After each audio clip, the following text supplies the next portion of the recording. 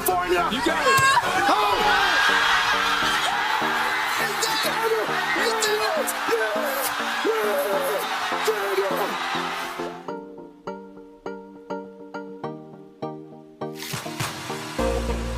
This one's for three. AJ Hawk, $5,000.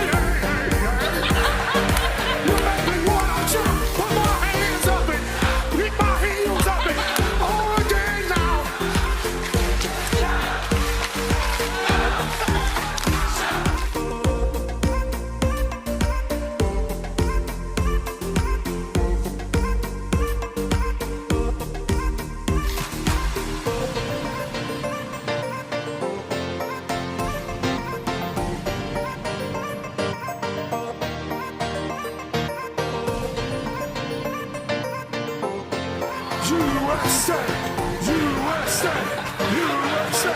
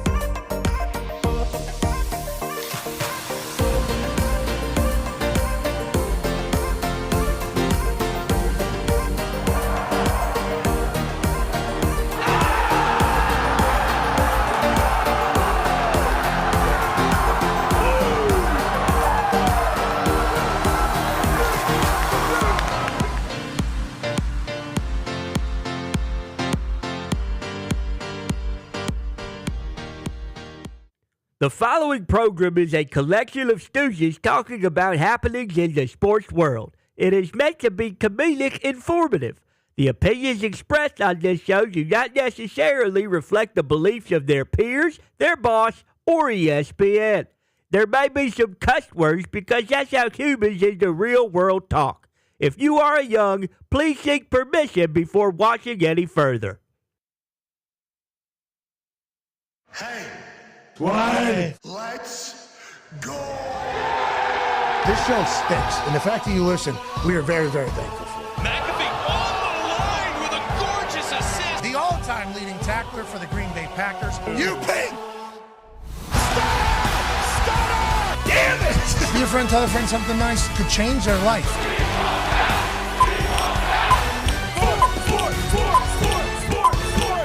Hello, beautiful people, and welcome to our humble abode, the Thunderdome, on this Feel-Good Friday, May 1st, 2026. This sports program begins now. Sports are the absolute greatest, and we can't thank you enough for allowing us to talk about them every single day. The NBA playoffs are happening. An ass-beating occurred last night in Atlanta. Holy hell.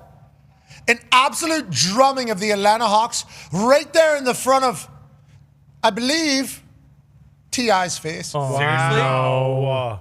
I believe a couple chains, 2 Chainz was maybe down in there in the building. Oh. I know they were trying to swag surf towards the end, and I believe they were doing, yeah, we got that swag, and they're kicking our ass, and we're down bad. And even the guys who created a banger that will stand the test of time, that song will hit forever. Every time.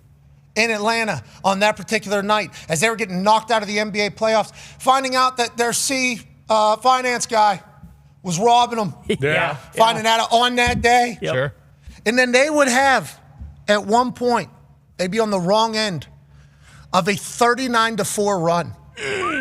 This is an elimination game in the NBA playoffs. A 71-16 run occurred. Wow. Knicks blowing out the Hawks. Tough day to be a Hawks fan. Tough day to be a Hawks owner, which we happen to know one of them.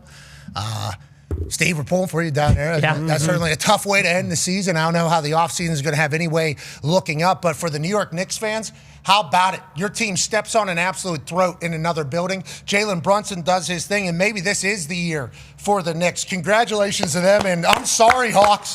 Yikes. Sorry, Good Hawks. year. I went to a Hawks game this year. Yeah? I was in the building a couple times. We were down in Atlanta a lot. Got a chance to really watch them do their thing. They're always bringing it. Remember, they had a promotion that got Yeah, it got canceled this year. canceled. They were willing. Hey, Wonder what happened to that some merch. lemon pepper chicken wings can certainly be promoted here. Yeah. Okay, we can certainly let an adult ballet have an evening here, especially because it's Atlanta Hawks. That was the year they had traded away Trey. Yeah. Got rid of him. Yeah. Still went to playoffs. And they lose by damn near 100 points. 71-16 run we're watching in the playoffs. Bad night for Atlanta. Great night for the Knicks. Obviously, NBA playoffs still kicking off. Tonight, the Lakers are playing. There's a 3-game schedule. And we'll have Chris Paul joining us in the next hour to talk about everything and all things. And, oh, yeah, he'll be making an announcement about how often he'll be appearing on this particular program Okay. going forward. Pistons, Magic. Pistons obviously getting hot after going down 3-0. That man on that graphic right there, Cade Cunningham, he had 100 turnovers in the first 3 games in which they lost. He's the Pistons' best player, the Stones, as the people from Detroit call him. He has a bad game. They have a bad game. He had 3 really bad games back to back to back, and then he turned it on. And now the Pistons are right back in it. The number 1 overall seed could potentially break the hearts of everybody in Orlando who thought they were going to knock the number 1 overall seed out of the playoffs in the first round. Stones could get hot and continue to capitalize. That's a 7 p.m. Cavaliers, Raptors. Obviously, the addition of James Harden to Cleveland has been spectacular to watch. Him and Donovan Mitchell doing their thing. And then the Raptors, we've seen them win a championship within the last 10 years. We know all of Canada's behind them. Why not the Raptors? Well, everybody in America hopes not. Okay, that's what we hope doesn't happen. But we love their organization. And then LeBron James was once up 3-0 over the Houston Rockets without Kevin Durant. Now it's 3-2. And this Rockets team was supposed to be young and feisty. That's why Kevin Durant was added to them before the season even started. And LeBron James didn't have Austin Reeves or Luka to start this series. Got Austin Reeves back. Will he be able to close the door and be the GOAT? Let's hope. That's a good question. But if the Rockets win this one, it gets 3-3, and that goes to a Game 7. Uh-oh. And then the Rockets win Game 7. Oh, no. Don't even go there. In L.A. In L.A. In the crypt. Oh. Oh, that would be loud. It'd be one way all the way to the other way. And I'll tell you what, I've been seeing a lot of people from Chicago on a lot of debate shows. As of late, as the Houston Rockets have turned this thing around, I assume they're only going to get louder. Shout out to the NBA, having the record-breaking playoffs that they're having. And then the NHL, hell yeah. One of the stars, Team USA, had a trick shot goal last night. They did. Quinn Hughes, bang, bang, a Minnesota Wild, American hero. Obviously, Jackie Hughes, his brother, the Hugheses, and the boys obviously did their thing to win us a gold medal. Last night, he has a trick shot off somebody's skate, seemingly on purpose. Goal. Perfection. Stars out, wowed on. What a thing. The NHL continues to deliver night after night. And obviously this weekend, the storylines are going to be around some horses running down there in Louisville. Yeah. The Kentucky Derby is obviously this weekend. The NFL will never sleep. There's always something happening, and we can't thank you enough for allowing us to be a part of this beautiful sports world. The Talks the Tables here at Boston Connor and at Ty Schmidt. Con man, big night, pal. Yeah, huge night. I mean, we got a couple kind of do or dies. You just mentioned it. The Lakers, Rockets, that'll be amazing. The Magic, Pistons, those basketball games, Cavs, Raptors. But then, of course, NHL. I mean, sure, I'd lean towards the NHL tonight because Boston is taking on the Sabres back at home in the Garden, and they were one of those teams that were down, 3-1. That all things seem to be terrible. Canadians Lightning, every single game has been a 1-goal game, and the Golden Knights at the Mammoth Golden Knights also trying to close it out on the road. But this is where the first round gets a little testy. I mean, we just saw it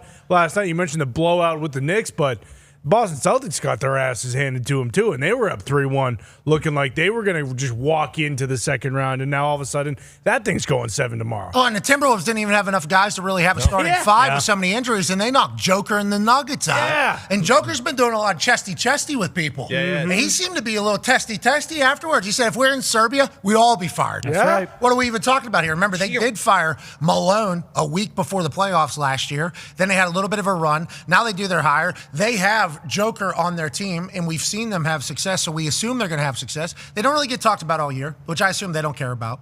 Or maybe they do. I'm not 100% sure. Then they get to the playoffs. It's like, all right, now it's Joker season. Now we get to see this massive Serbian man who plays like no other man has ever played. He's a giant who has the touch of a small point guard, as if he was, I don't know, Stockton or Chris Paul or something like that. But, he can also body people. His brother's bigger than he is somehow. He's intimidating, and he can make shots from all over the court, literally all over the other foul line. He can drop them in there, other three-point line, his own three, anywhere. He's a special person. And then now we're seeing a little bit, it feels like a drama years. Yeah. Feels like we're in the drama years of a guy that I thought had no drama really around him, and it's strictly around if your team's good or not. And that is the entire game of professional hoops. And I like seeing Joker get a little emotional, though. Yes. You know, I know the NBA doesn't love fights. Sure. Mm-hmm. There's been some historically terrible things that have happened for the NBA that involve fisticuffs. The malices. Yeah, there's certainly that one. There's some others, too. Yeah. I mean, because fans are very close. So that thing can kind of spill to wherever. They do not want fights. Joker shows no emotion ever. So whenever I see him starting to get a little testy, I think to myself, okay, I like that. First of all, I didn't know that he had that. But also, how long's Joker's deal? He's only there for another year. Really? Ooh. I believe Joker's only there. It's like with Giannis, with everything that's being said about Giannis. And then have we ever talked about Joker ever?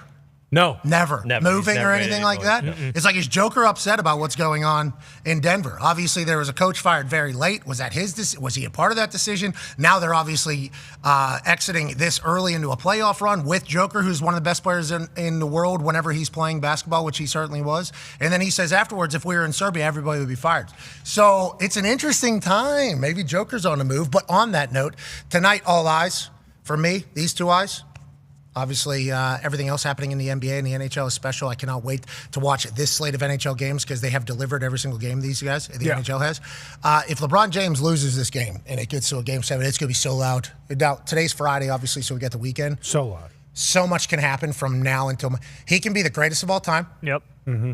Or potentially, why do we even have him in the Rushmore conversation if he's going to let that happen? He's 41 years old right now as this is all taking place. But this is a gigantic part of daily sports coverage. And people are going to say daily sports is kind of the ruination of sports. Potentially. I mean, there is a possibility. But it certainly showcased how much attention and intensity is following sports, I think, daily sports coverage has. 24/7, have to get clicks, have to do this. Well, whenever you see something that is probably never going to happen again or never be able to happen again, like a 41-year-old man who's been famous since he's 15 and been on top of the world, kind of do his thing, feel obligated to talk about it. And then people feel obligated to dissect it, break it down, combat it, debate it. And then that's how we get to what everybody hates, basically. Yeah, sure. But on that note, this has been incredible out of LeBron. I hope Austin Reeves does his thing.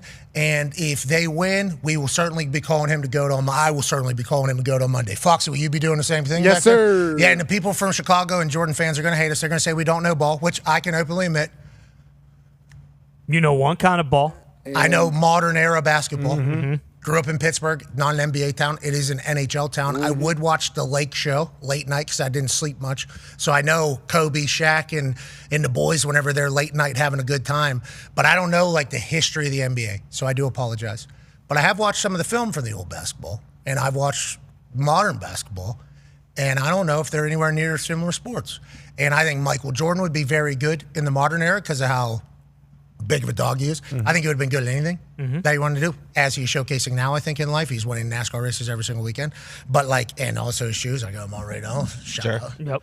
Got them all. He's good at everything. But I think LeBron would have been able to play early back in the day. No doubt. Yeah, so that whole argument, he's 41 years old still playing. I think his body would have been able to withstand Lambeer's chop to the chest. Sure. You know, I think he would have been able to do it. He's also 6'8" and would have been probably 270 back then if he was doing the entire thing. So I just think it's a tough debate to do who's the greatest. But I'm just going to stand on it now because I've watched this guy do this. I think he's the greatest, and I'm just going to go with it now. Couldn't agree more. And if he loses this weekend, I'll just blame his teammates. And this was his teammates' fault. Which is classic LeBron James fans, exactly. which is what we have done basically our entire time. So I understand why we're hateable too for the group that don't know the history of the NBA, but are telling everybody who's the greatest of all time in the NBA that they watch. Like we watch Mad Dog get up there and talk. They don't know more about me. I've been doing this 100 years.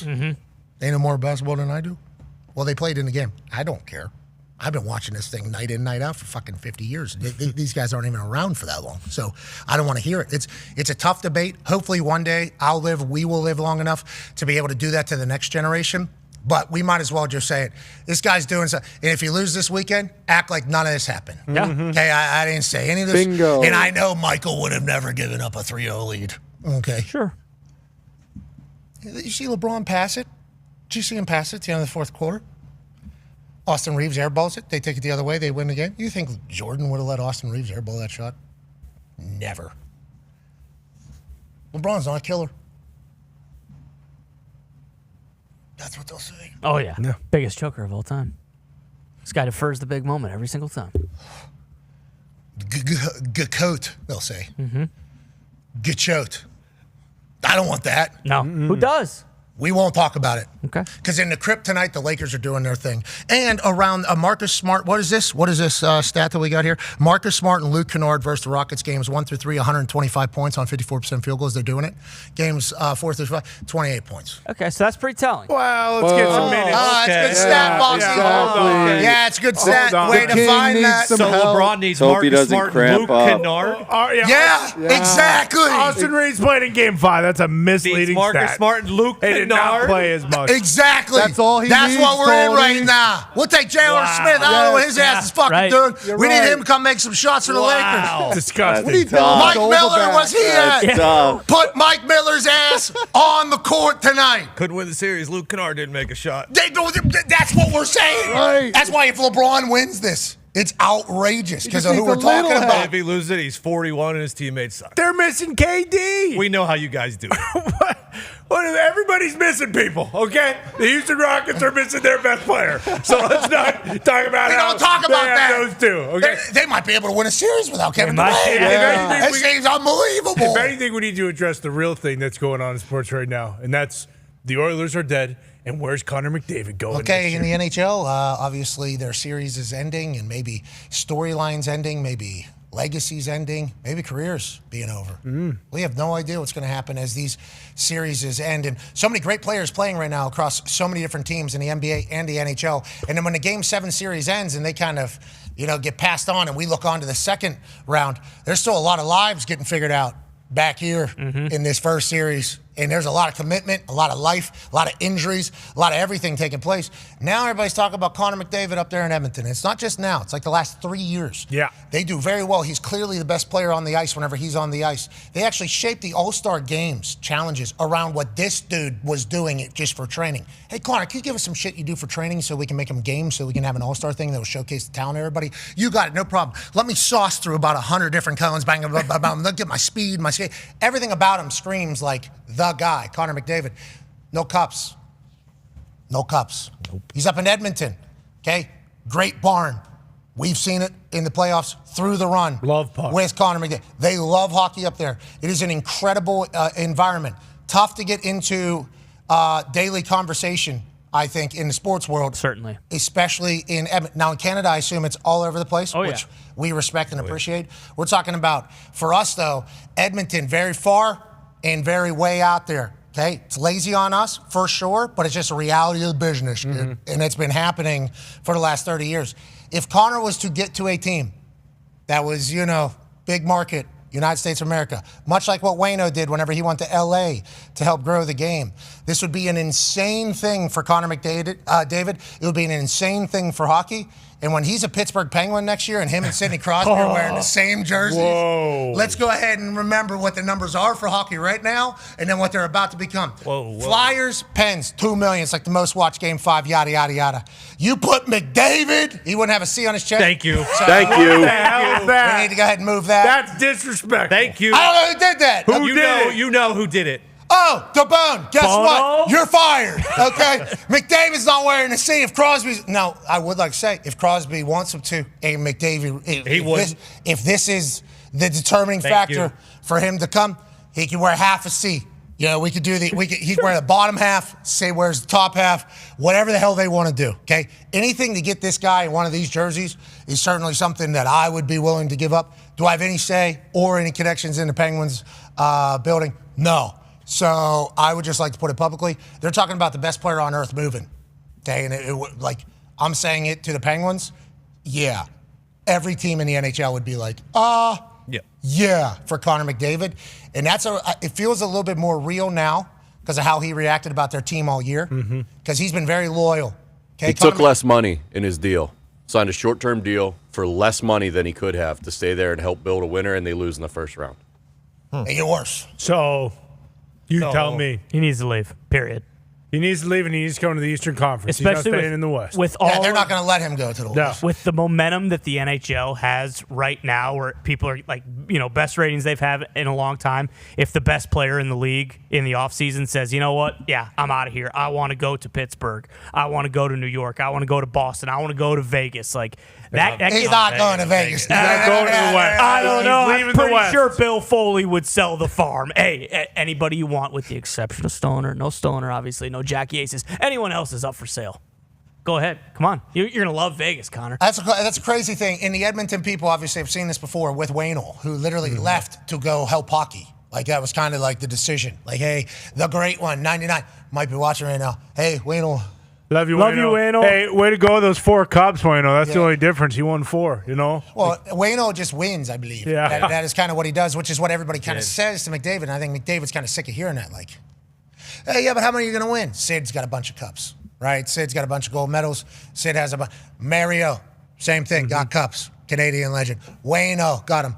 Moose, got him. McKinnon has one. Yeah, I mean, like every Canadian legend hockey player, which this guy definitely is and is a part of, has one thing that he just seemingly hasn't been able to get. Now, will they talk about him in the hockey world the same way that people were talking about Braun whenever he went down to Miami, Nick?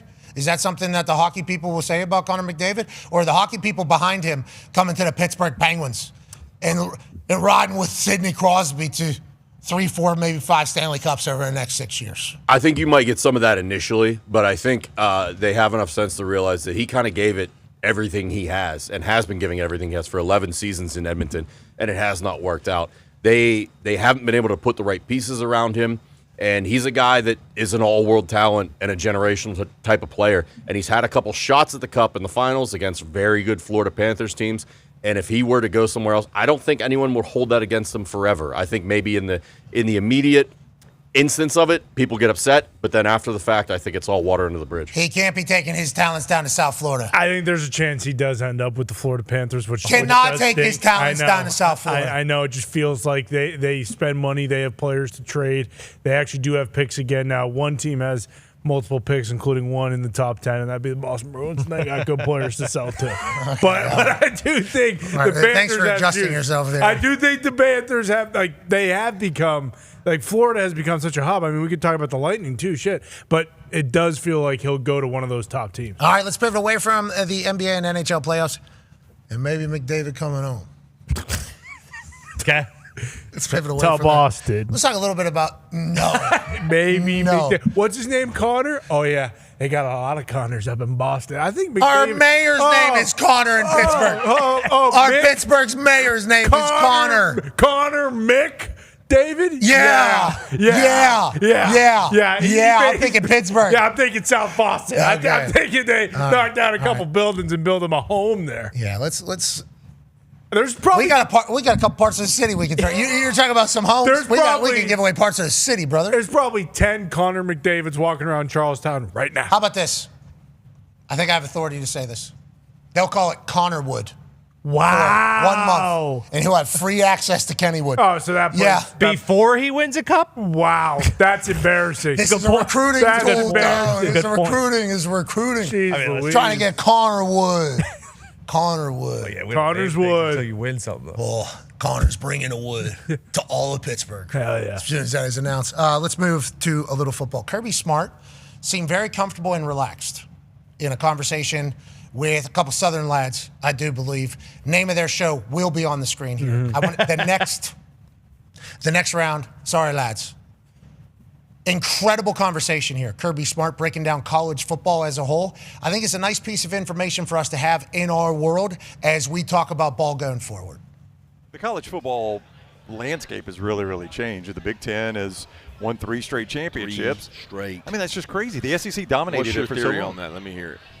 Why? You really want my theory? I want your theory. Yeah, I want to Okay. hear it because we just had more draft picks than them. That's right. Not in Overall. not in the first. That's right. That was a flip in the first because Right. they had more in the first Right. than SEC did. Yeah. But why do you think so here's my theory. As a football coach, you're not going to like my theory. I'll go ahead and tell you, okay? I like all theories. I think back in the day when he is so setting you up to cut you he down. is, I know. Just wait. He's going to bring up the paying the players. Well, everybody was paying players. Sure. I'm not saying like only Alabama was or only Georgia was. Everybody was paying players, but I think there was almost a handshake agreement. Like Alabama and Auburn, to a certain extent, were going to let it go on because they knew each other were doing it. But by God, they weren't going to let Ohio State come down here and get a player. Right. Or Georgia and Florida. They knew battling over South Georgia. We're both cheating a little bit, but we're not going to let Michigan come get a player. Well, now it's free game.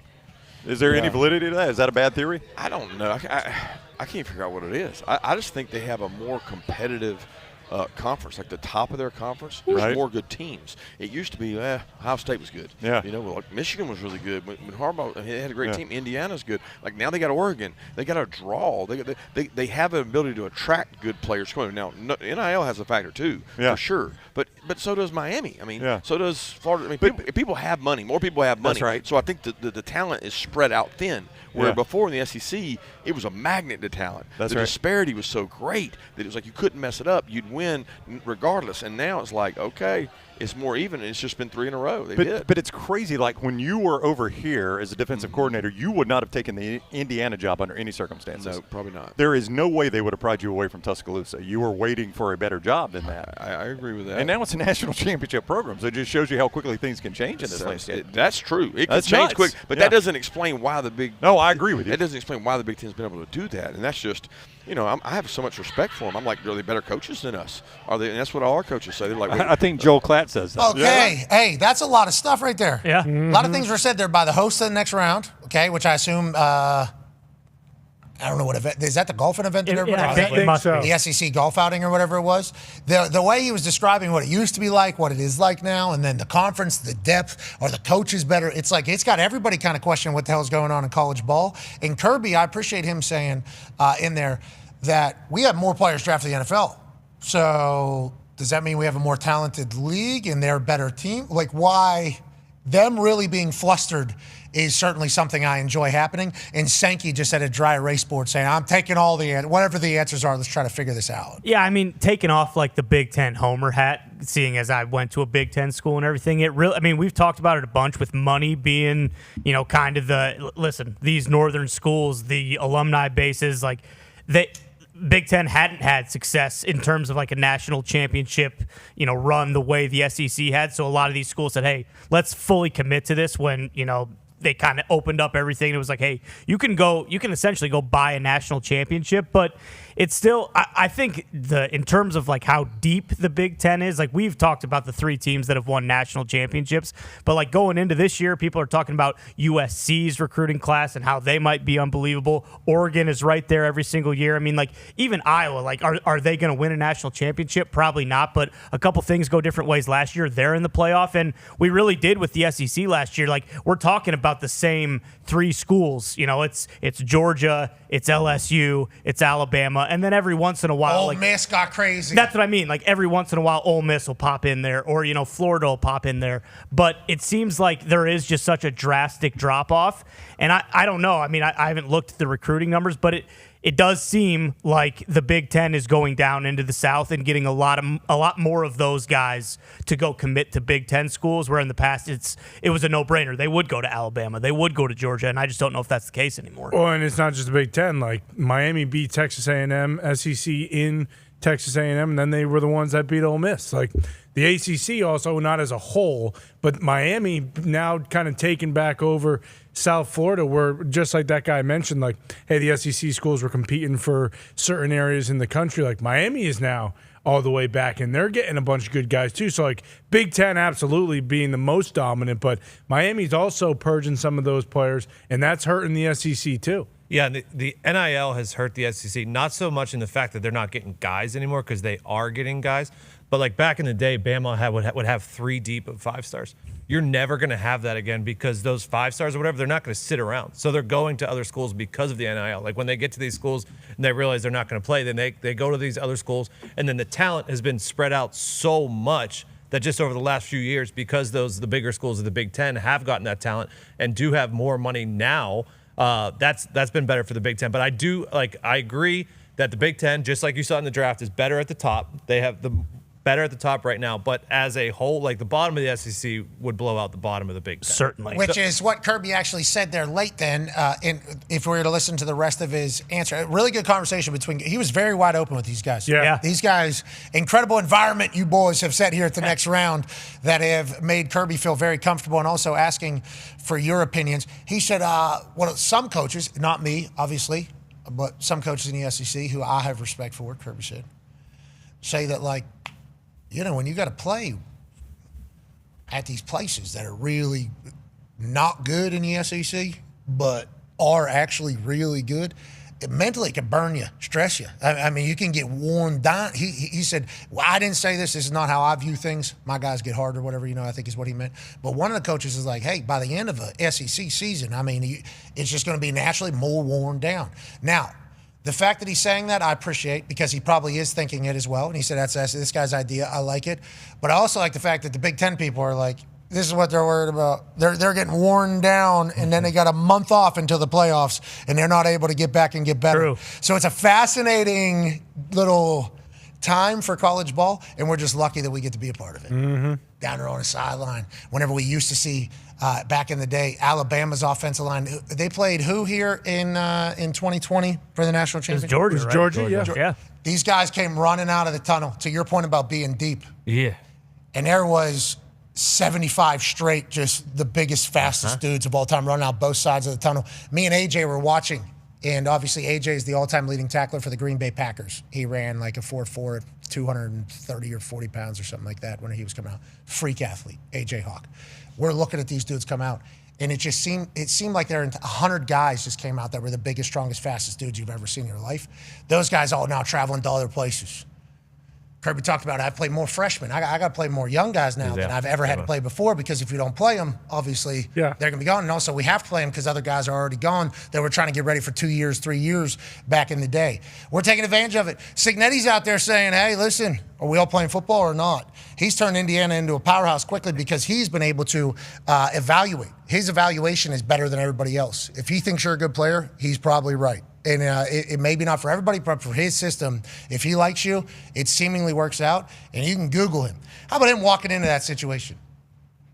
You can Google me. Mm-hmm. I win. Then he goes on to win national championship. Yeah. How about he walks in that basketball stadium? What's he say? The basketball arena, the first day that he's there, and there's not even a dedicated football locker or football weight room at that point at Indiana. Whenever he grabs the mic at a basketball game, what do he say to the people? Hey, Purdue sucks. And they said, oh, yeah. So does Ohio State and Michigan. Go Hoosiers. And we all thought to ourselves, this guy's insane. We knew him. Sicko. We had known him from James Madison. Yeah. He went to West Virginia. His dad coached. He's from Pittsburgh. He's an Italian. Like, we knew Signetti very well. His intro to Indiana with everything he was saying, I'm like, man, I've met a few of these humans before in my life through Pittsburgh, West Virginia, football, Italian. I've met a few of these. I've never seen somebody be this open with it all.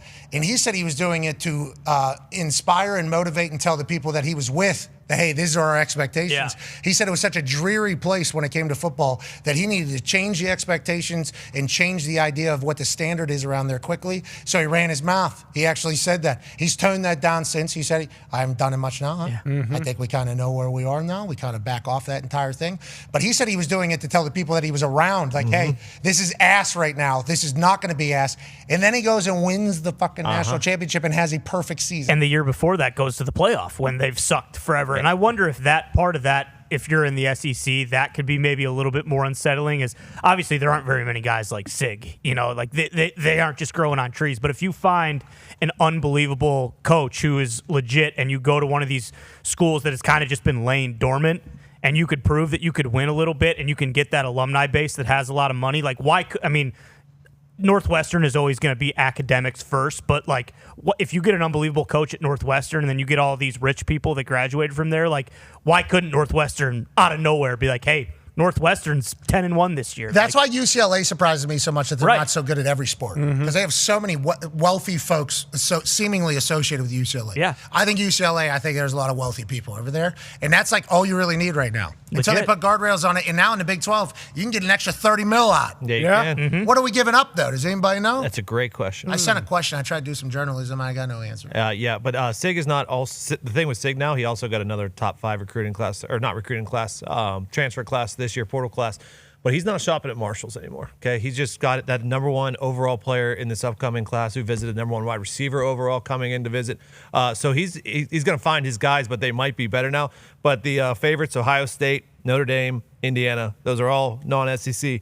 Then you get to Texas, Oregon, Georgia, a couple SEC teams in there. But as of right now, as the odds are concerned, will be not an SEC team again. Well, and some of those schools, like to Ty's point about like Northwestern, sure, they're always going to be shitty, but how long until someone from Wisconsin or Nebraska or like kind of the older programs are like, okay, I'm sick of doing this bullshit and stinking, and then all of a sudden they start to kind of rise from the ashes. And who right now is spending a lot of money and it's not going to work out, and the person that's giving all the money is going to stop giving money. Yes, right? Exactly. Like those schools are out there and we just don't know it. Sig's not growing on trees, though. Yeah, exactly. Yeah. And he gets a new contract, every year? Mm-hmm. Yeah. Right? As new contracts are signed everywhere else, his contract just automatically bumps up. Right. So he's literally getting a new contract every single year. Mm-hmm. Congrats, Sig. He took the long way home. Yeah, exactly. He found it. There's going to be so many statues of that man. They're going to have so many of his quotes all over the place about standards and how you lead and the way he thinks. They're just going to be all over the place, especially down at IU. They are very grateful for him, but they are a very, grateful group. That if you do stuff for the Hoosiers, they are thankful for it. They'd be grateful with 9 wins. Exactly. College football. Exactly. Speaking of somebody that has earned a little gratitude from the place in which he works, ladies and gentlemen, joining us now to continue our trend of talking to the NFL's decision makers, general manager of the Kansas City Chiefs, 3-time Super Bowl champion, man who played football at Delaware, let's not forget. That's right. Pennsylvania man. Ladies and gentlemen, Brett Veach. Yay, Brett. How you doing, brother? How you guys doing? Hey, I believe, is that a Larson hoodie you have on? Is he doing the Indy 500 this year again or no? No, I don't think he's doing it this year, but he'll be in Texas Motor Speedway this week, and he always runs well at mile-and-a-half track, so I think he's going to pull a big victory this Sunday. Hey, what the hell happened at Talladega? I was watching there, Bubba was in the lead there, and then all of a sudden we had a 100-car pileup, I think, down there at Talladega. Was Kyle a part of that? Did you see that? Talladega, he was shaked up. Whenever, Bubba gets a little bump up under there, and then what? Everybody crashes. Wow. That's in the race, basically, except for 4. Were you watching live when this was happening during the draft, or did you have to miss this one and only see the clip later, Mr. Brett Veach? Oh no, I had it on there. I don't miss my NASCAR races, and that's smart. That wreck is typical of plate racing. You see it at Talladega, you see it at Daytona, but I'll tell you what, hats off to Carson Hocevar, man. What a drive, and that kid's been he's been flirting up there in the top 10 the last few years, and I was kind of joking last couple weeks ago we got the Kansas Motor Speedway. And I said it's only a matter of time before he's on one of those Gibbs or Hendrick teams, because he's got a ton of talent and cool burnout there at the end. It was exciting for the fans, but that was certainly a lot of fun to watch. Okay, you talk about Gibbs or Hendricks teams. Obviously, that is a couple of destinations that invest a lot of money in what they have going on. We happen to live here in Indianapolis, the home of the greatest race in the history of racing, the Indy 500, which I do believe you got to experience last year, right? I didn't, no, but I'll be there this year. Oh, yeah. You're going to love it. You're going to love it. Now, yeah. I don't know what the weather's going to be. It's seemingly hot. Now it's gotten cold. Hopefully it's perfect. The weather can certainly decide how great of a day that you have. But the Indy 500, especially with how big of a race fan you are, you're going to love it. There's a museum. It is fantastic. I love how much of a race fan you are. I also appreciate the fact that you're able to balance that alongside being a 3-time Super Bowl champion general manager. Let's talk about draft season for you. Let's talk about everything that goes into that. Whenever you're deciding what you need to do with your team, obviously, there's self-eval happening throughout the entirety of last season. As you get into off-season, you start shaping together what you want your team to look like. And when you do that, is that when you decide, okay, we got to move on from McDuffie? Maybe we go young in the defense. First 4 draft picks will be defense. Like, when in the process do you kind of decide what you're going to do, if that makes sense to you, Brett Veach? Yeah, I mean, I think we're always thinking a year to 2 years out. And, our mindset is to just stay fluid, and obviously, Pat, that kind of directed our decision to go with Mansour Delane with that first pick. It's we were trying to keep that one quiet, but heading into the offseason, we had to obviously make a tough decision trading Trent McDuffie.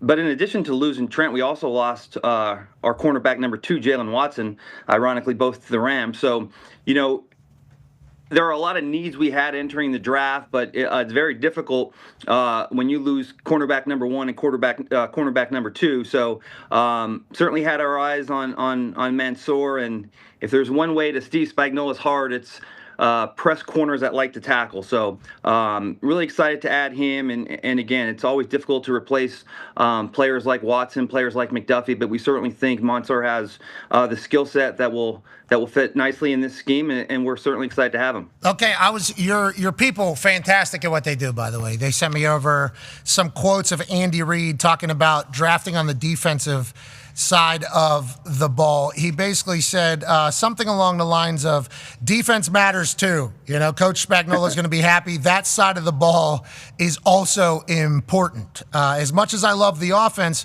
that's an important side of the ball. We had some vacancies there that we need to take care of. So when you look back at last season, and you won a couple years back, it was Spagnuolo's defense kind of leading the way. And then the offense was also, you had Patrick Mahomes, Travis Kelce, so the offense is going to be able to execute in the massive moments. Did you think you got away from good defense? Did you think, that's what we need to get back? At this stage of the Chiefs, every dynasty has a bunch of different stages and chapters. At this stage of the Chiefs, you think we need dominant defense? You think that is something that every team needs, but in your eyes, we need to get very strong on the defensive side? And then on offense, what is the thoughts going into next year to maybe get another Lombardi over there? Yeah, I mean, it's a great question. I think certainly on the defensive side of things, just the ability to get off the field on third downs. I mean, I think we did some really good things defensively, but the one area we struggled at was, that third down. And that's why, again, adding a player like Mansour Delane, then we added Peter Woods.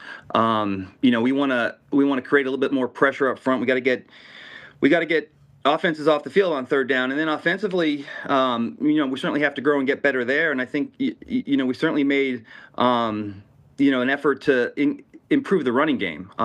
We added Super Bowl MVP Kenneth Walker.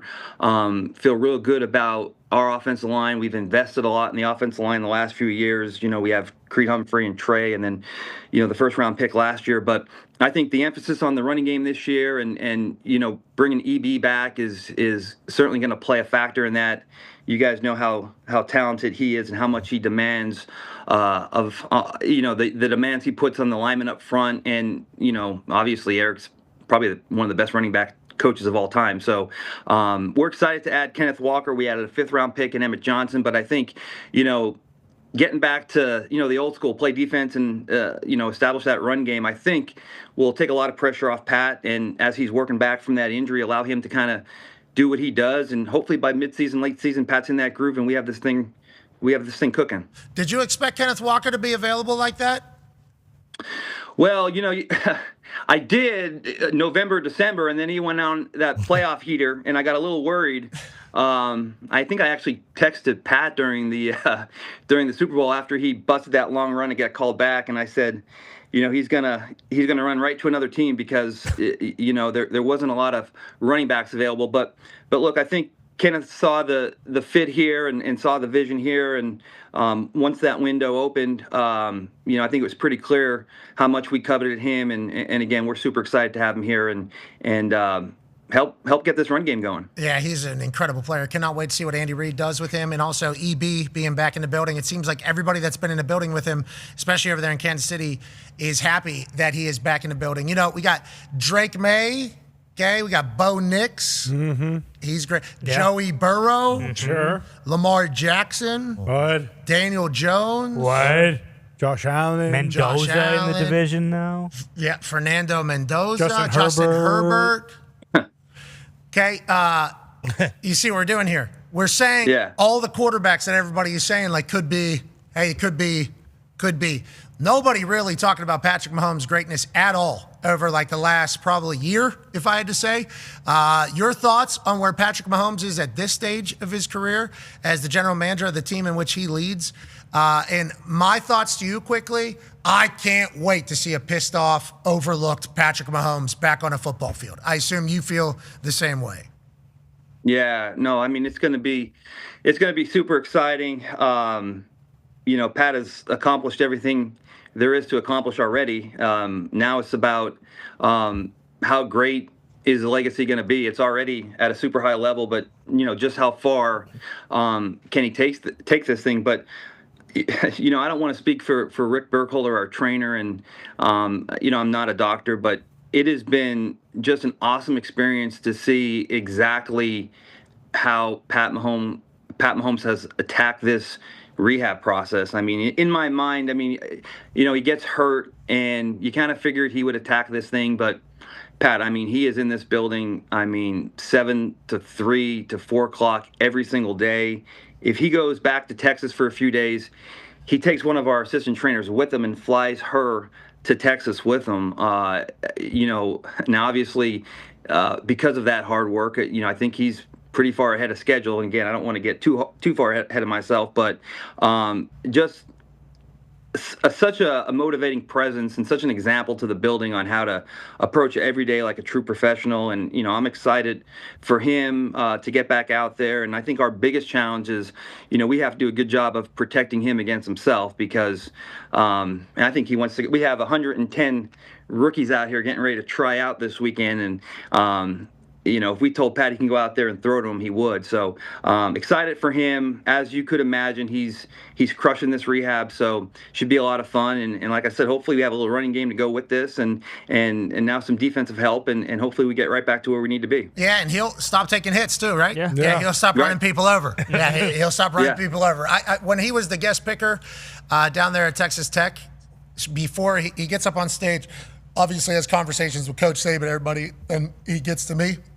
And I don't know how often I'm going to get to talk to Patrick Mahomes. And I don't know if he hears anything we say or how locked in he is.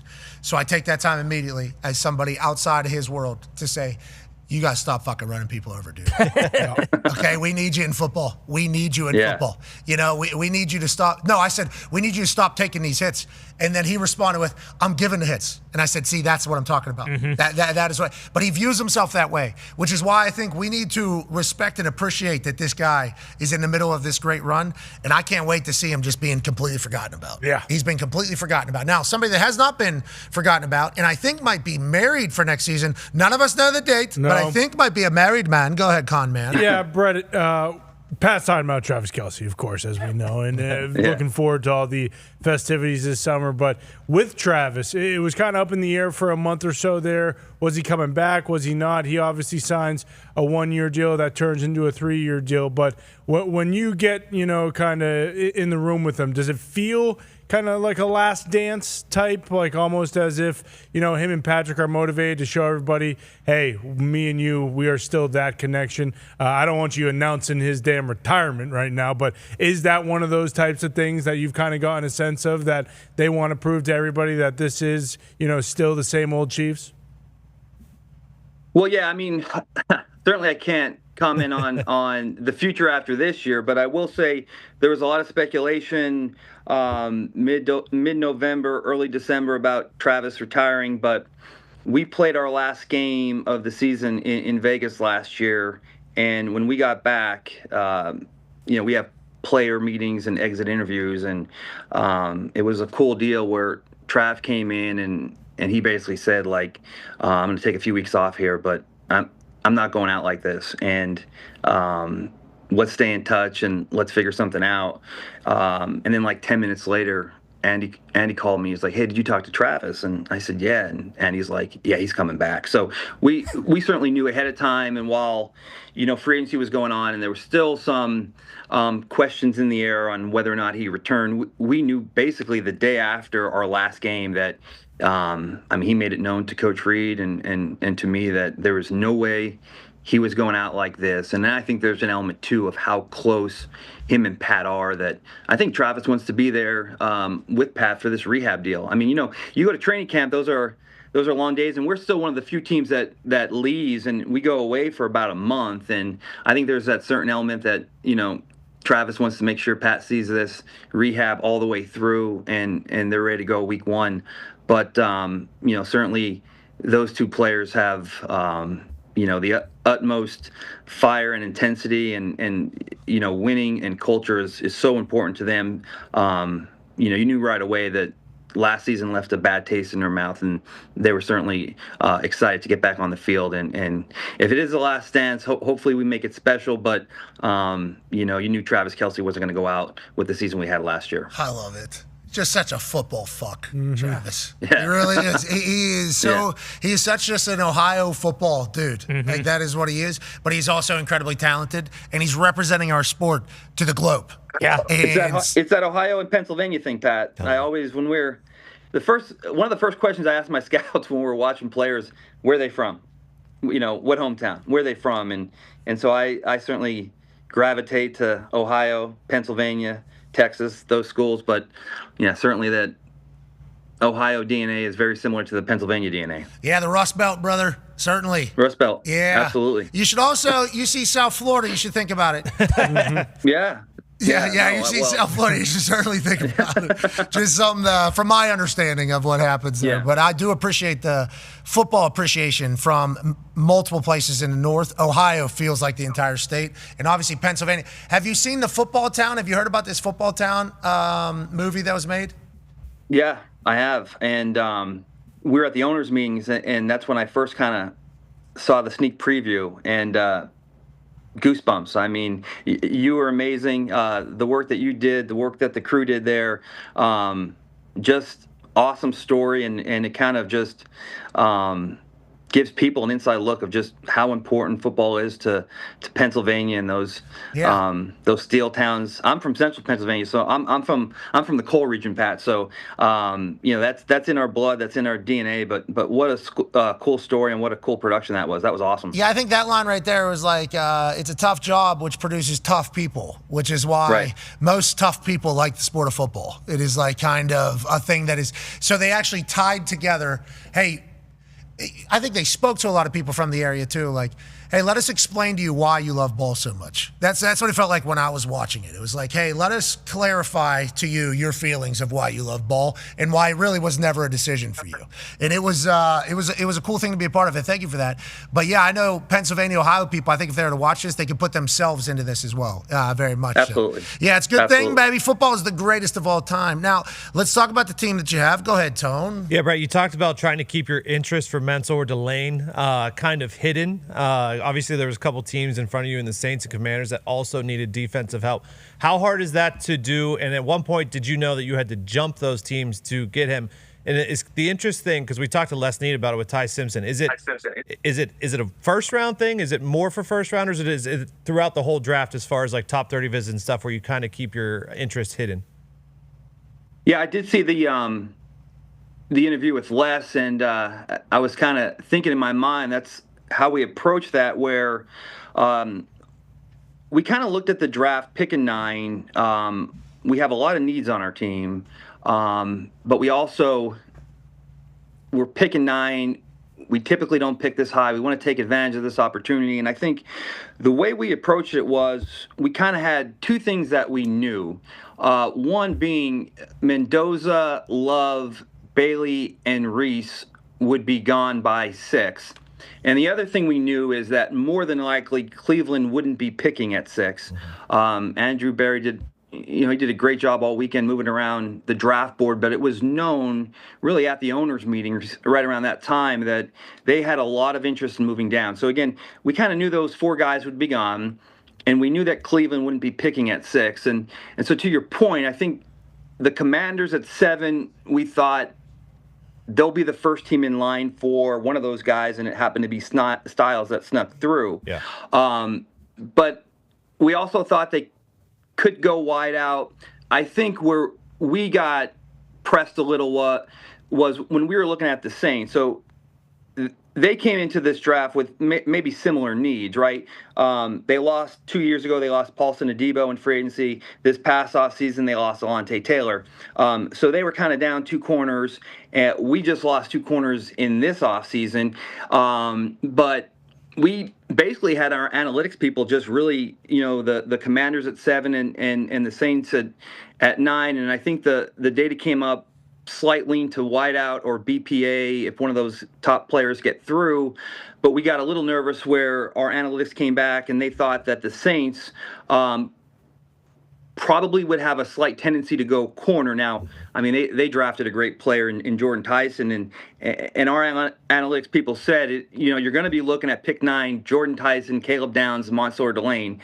We looked at the Saints and we're like, gosh, man, they're down a bunch of corners. We're down a bunch of corners. Washington's not trading. So if you want this guy, you got to go to 6. Because the Saints aren't going to trade, and I know Mickey really well, and I've been in that position before where if there's one guy that's more aggressive than me, it's Mickey. Mickey's not trading back. So, but that was the guy we wanted. We had him as a top 5 player, and certainly Spags is, kind of fell in love with him during the process. But also too, going back to your original question and kind of the gamesmanship, and to Les's point, we actually canceled his 30 visits because the internet and teams, they do such a great job of monitoring all the players that come into the building. So we were like, let's just not even bring him in for a visit. In addition, we didn't Zoom him till maybe the day or 2 before the draft. I mean, we waited till the last minute on everything, and we just wanted to not show our hand. And I think we took some people by surprise. But I think if you really looked at our roster, it probably didn't take a rocket scientist to figure out that when a team loses, their number 1 and number 2 corner, a corner might be need. He's the best corner in the draft. So that's kind of the thought process and why, we went up there and just got the guy we wanted. Okay, do you tell him when you cancel his visit or his agent, like, hey, this is no hard feelings? Like, or do you have to just say, no, you just tell them no, see you later? We've done that before. With this one, we didn't even get there. It was on the schedule, and so our personnel staff was on the list of guys to contact during the day. I met with Steve, and then I actually pulled his name before we even reached out to the agent. I even think the agent was surprised, too, because God, this is so crazy. Crew, These kids can't know anything. Going through the draft process, you can have no idea. Hey, this team purposely was not interested in you, like just so that nobody else knew because they wanted you that bad. It's crazy what you guys have to do. Well, that's because you guys do a great job of covering it. And well, I'll tell you what, I think the Chiefs are going to need a corner. Yeah. And you look at Spags' defense, feels like LSU kid's the one. Doesn't it? Kind of feels like that. Yeah, I'm sure it's us that are deciding that, but everything's known now. Everything's known about everything. If you were to get a beer with somebody, we would know it. Like immediately, somebody's posting a picture of it. Say, hey, they're taking pictures everywhere, by the way. Yep. Okay, you know that. Okay, everywhere. Okay, so we know everything at all times about everything is what the world is now. And I like that you're using that as a way to kind of hold leverage and still gamesmanship. I respect it. When Les Snead said it, I liked it. When you said it, I liked it. Feels like this is a younger version and poker players in this entire thing. Okay, last question here for you, Brett. And this is about what's about to happen, I do believe. Go ahead, Ty. Yeah, Brett, because of Patrick, everyone's always going to mention, needing to get more weapons. And then when you look at who's currently available free agent-wise, especially with the receivers, there are a lot of good vets available. How likely is it that you will make a move, whether it's receiver or another position of need, before training camp or over the next several weeks here? Yeah, there's certainly a possibility of that. In fact, some of those players that you have listed there, I think I've spoken to some of those agents already, and I think where we are now from a process standpoint, as I mentioned, we have our rookies in this week. We're gonna. I think we had 8 or 9 draft picks, maybe 8. I think we signed 16 undrafted free agents, but we have 110 guys here trying out. So we'll see. We might flip some of those guys. Some of those guys may end up on our roster.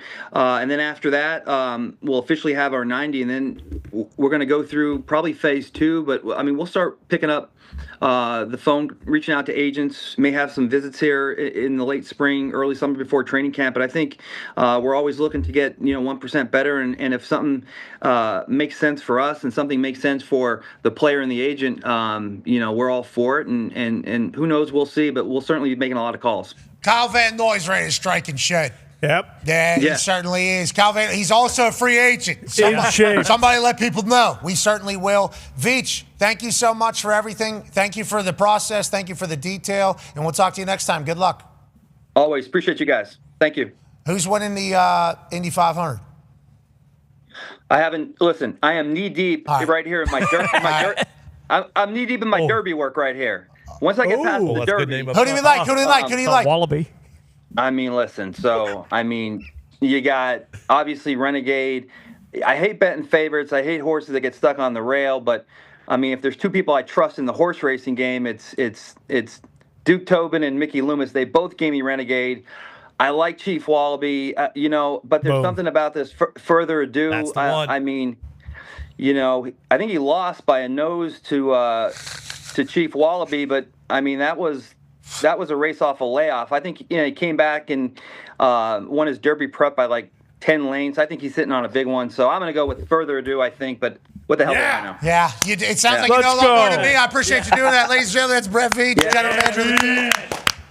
What do you do? Ask me if we can come back in an hour. Further ado. Further ado it is. Hey, Mickey Loomis and Duke Tobin. Love Renegade. Is that Rapoli working the strings there? Could be. That would make sense. I thought he was going to say there's nobody I trust more than Rapoli in the game. I almost went like, I learned the stats. We're back on the other side. Be a friend, tell a friend, something nice might change your life. See you on the other side. Well, hello, beautiful Pittsburgh. The NFL draft experience where we're about to see one of these 8 NFL fans attempt a $250,000 field goal. What we did was we took all of your names and we put it into a randomizer, okay? Now, 8 is a random number, but I would like you to see your names all across the wheel. Camera to legitimize it. I will press this, and one of you will be randomly selected. $125,000 charity and $125,000 to your pocket. Now, it's not just me doing this. Roger Goodell said he will split it. So this will actually be a $500,000 kick. $250,000 to you. $250,000 to charity. Now we wait. Popped on. Greg from Pittsburgh. What is the strategy here for you, Greg? Nothing. I'm going to take Boswell. It's just Boswell. I've been watching him for 22 years. I know what I'm doing. Yeah, you do. Just embody Chris Boswell. Hold on one second.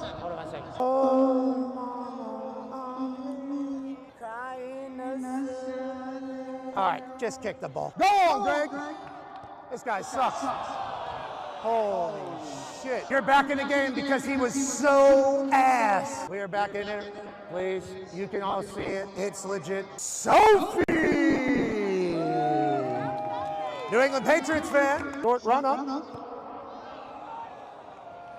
Good effort, Sophie. I appreciate the effort. I hope you have so much fun in the city.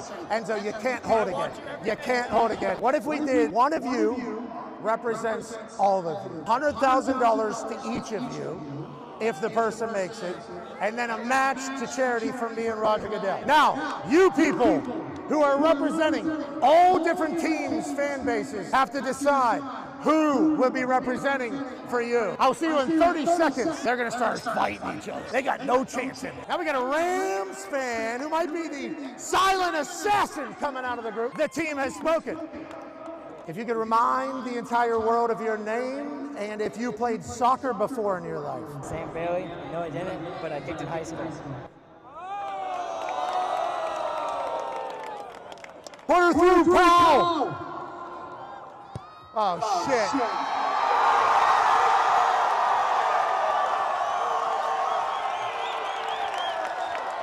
Congratulations. Thank man. So happy for you. 600,000 to charity, 600,000, 100,000 individual in the final. The following program is a collection of stooges talking about happenings in the sports world. It is meant to be comedic informative.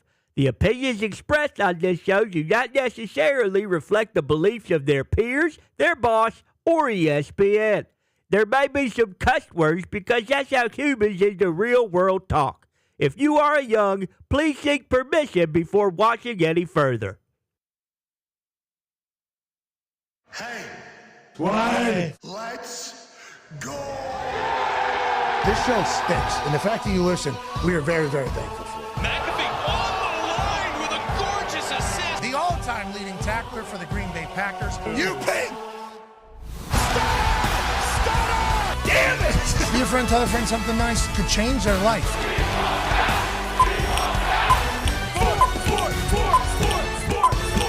Hello, beautiful people, and welcome back to our humble abode, the Thunderdome. On this feel-good, magical Friday, May 1st, 2026, hour 2 of the program begins now.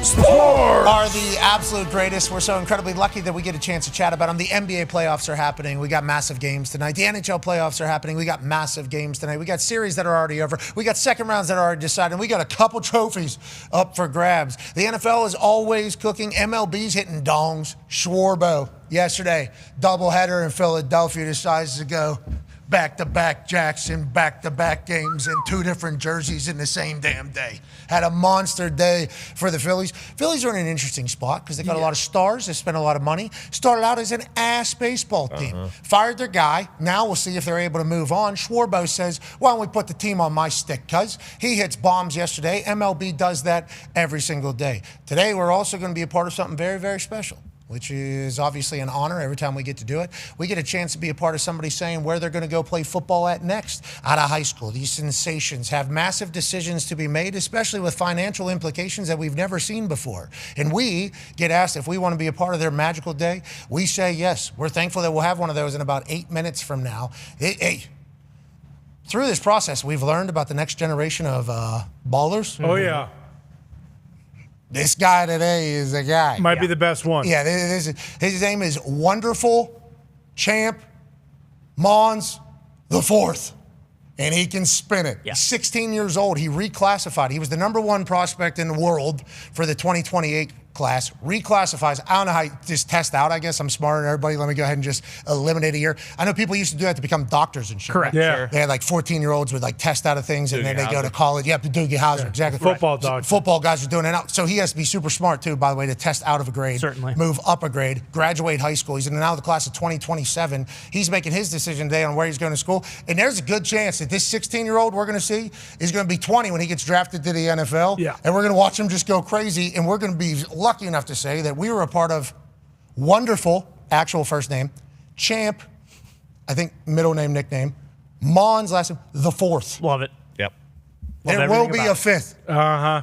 There has been 3 others before. We can't wait to celebrate with all of them. It's a huge day. We'll do that in about 5 minutes or so. So sports are great, obviously. Talks the tables here at Boston Connor, at Ty Schmidt. Won't have the hammer. Dahn. Cowboys, AP Tone. The Kentucky Derby is tomorrow. Yep. Obviously, massive day in the gambling world. Renegade's still the favorite, but I heard morning lines is when things start to move. I heard it's going to be a chilly day at the track. What's that mean? Yeah, so tomorrow obviously is the Derby. The Oaks are today, which is a huge event as well. Yes, Renegade is still your favorite. 58 is the high for the Derby tomorrow. No rain, though, so it should be a fast track still. I checked the conditions this morning. It's a fast track. We're not going to have mutters out there. No mutters will be muttering. But no, Renegade is out there. You heard Brett Veach talk about further Adu. He's one of the favorites. Chief Wallaby, Commandment, Incredibolt. Ooh, I like that one. Yeah, I like that one. Who was it today that scratched Mr. Party? Something and wanted to have a party scratch today. But no, it's going to be a great day yesterday. The Derby is the 12th race of the day. Correct me if I'm wrong, Bruce. I believe there's 2 races after that. A lot of races to gamble on today and tomorrow down it. Yeah, it's not the last race of the day. Yeah, it's a whole festival of horse racing. And remember, these aren't necessarily the fastest horses in the world. No. That's the Breeders' Cup. That's the adult horses. These are the young horses. These are the babies still getting after. U3. Until you're 3 or whatever. Now, $3 million obviously payout for the winner. What's that to?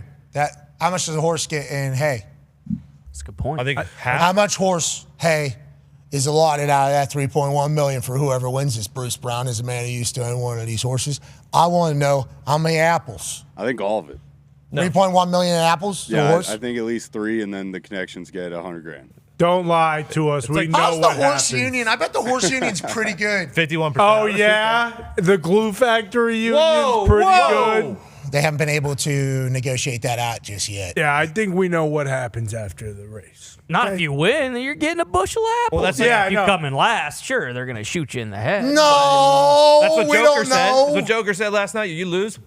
Let's not talk about the L's. Let's talk about the Dubs. Sure. Okay, the Dubs, they're living a life of luxury. Yeah. Stud nuts. Yeah, exactly. So much They're getting so many delicious right out. Oh my God. The right Washington apples, Honey Crisp. Just so loud. Were you born in a barn? Yeah.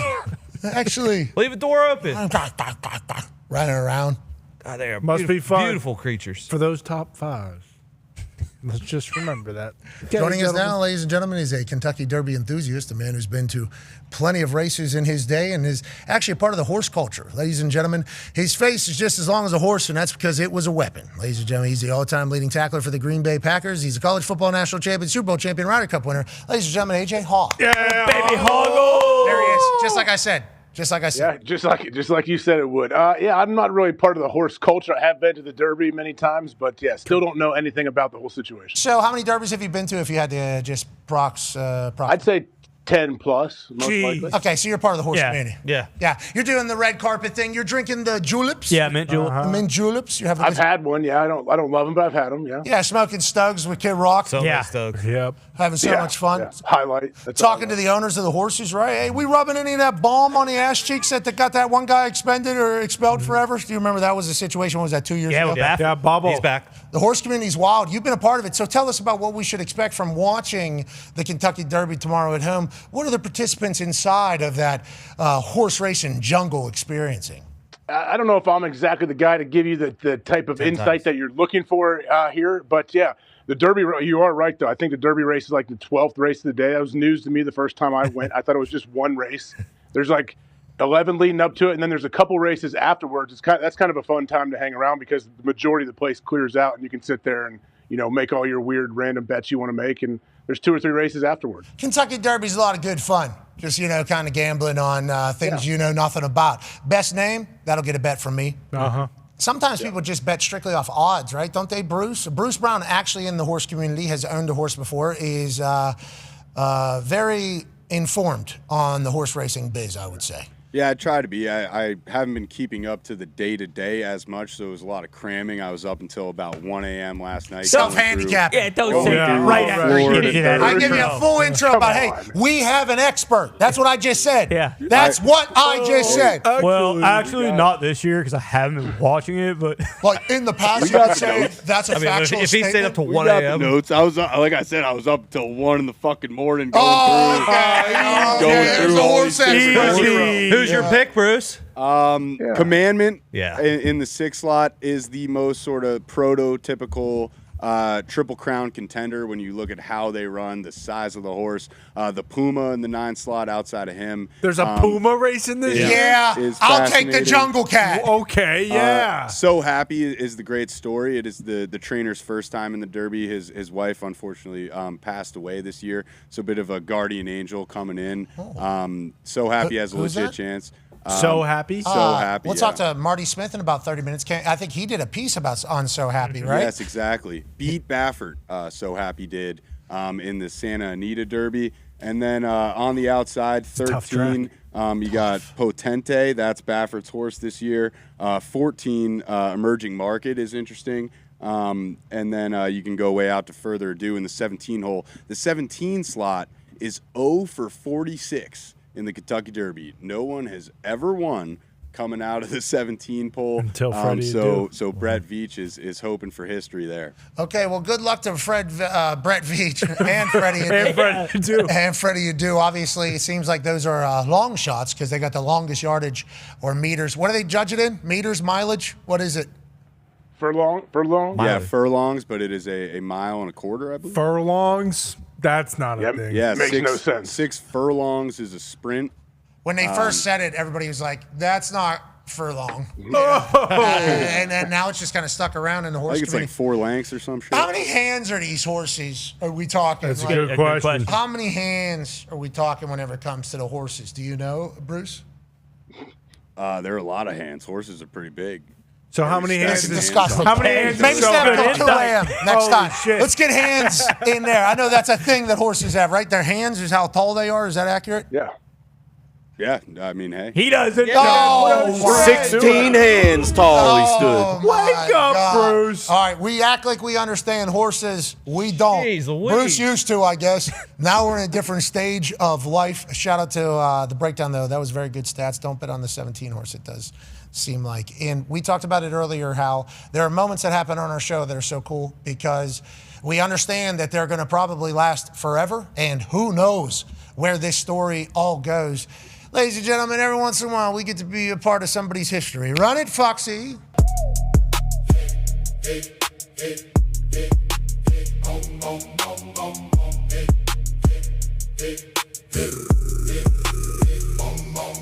It's a big day for some big names. Locking in the play in some big games. It's a big day for some big names. Locking in the play in some big games. Where you going next? Recruiting is like chess. Got a 4D if you wanna be the best. Announce it on the show. Where you gonna go? Everybody waiting, they all wanna know. It's a big day for some big names. Locking in the play in some big games. It's a big day for some big names. Locking in the play in some big games. Ah, yes, it is. Who's going where next? We find out now. Ladies and gentlemen, 6'3", 230-pound, 16-year-old who was once from the 2028 class, reclassified with his big-ass brain to be a part of the 2027 class. Now to announce where he will be playing his football after this upcoming senior year at Vero Beach High School. Ladies and gentlemen, wonderful Champ Mons IV. Yeah. Thank you. Wonderful. How you doing, buddy? Thank you so much for joining us. And shout out to the family. I don't know everybody's names around there, but great to see everybody. Is Wonderful the third up there? Yes, sir. Wonderful the third is right here, actually. Great to see you, man. Wonderful the third. Could you imagine what your father's father would think about the fourth version of the Wonderful Mons family? No, I couldn't. Special family, man. We've been learning about you over the last couple of days and watching your highlights, learning about you reclassifying. Obviously, you're only 16 and this is all happening, but can you take me back through a little bit of your football life and recruiting life, when this all started and the decision to reclassify? How massive is all of that in this entire process? I mean, I've been getting recruited ever since coming in as a ninth grader.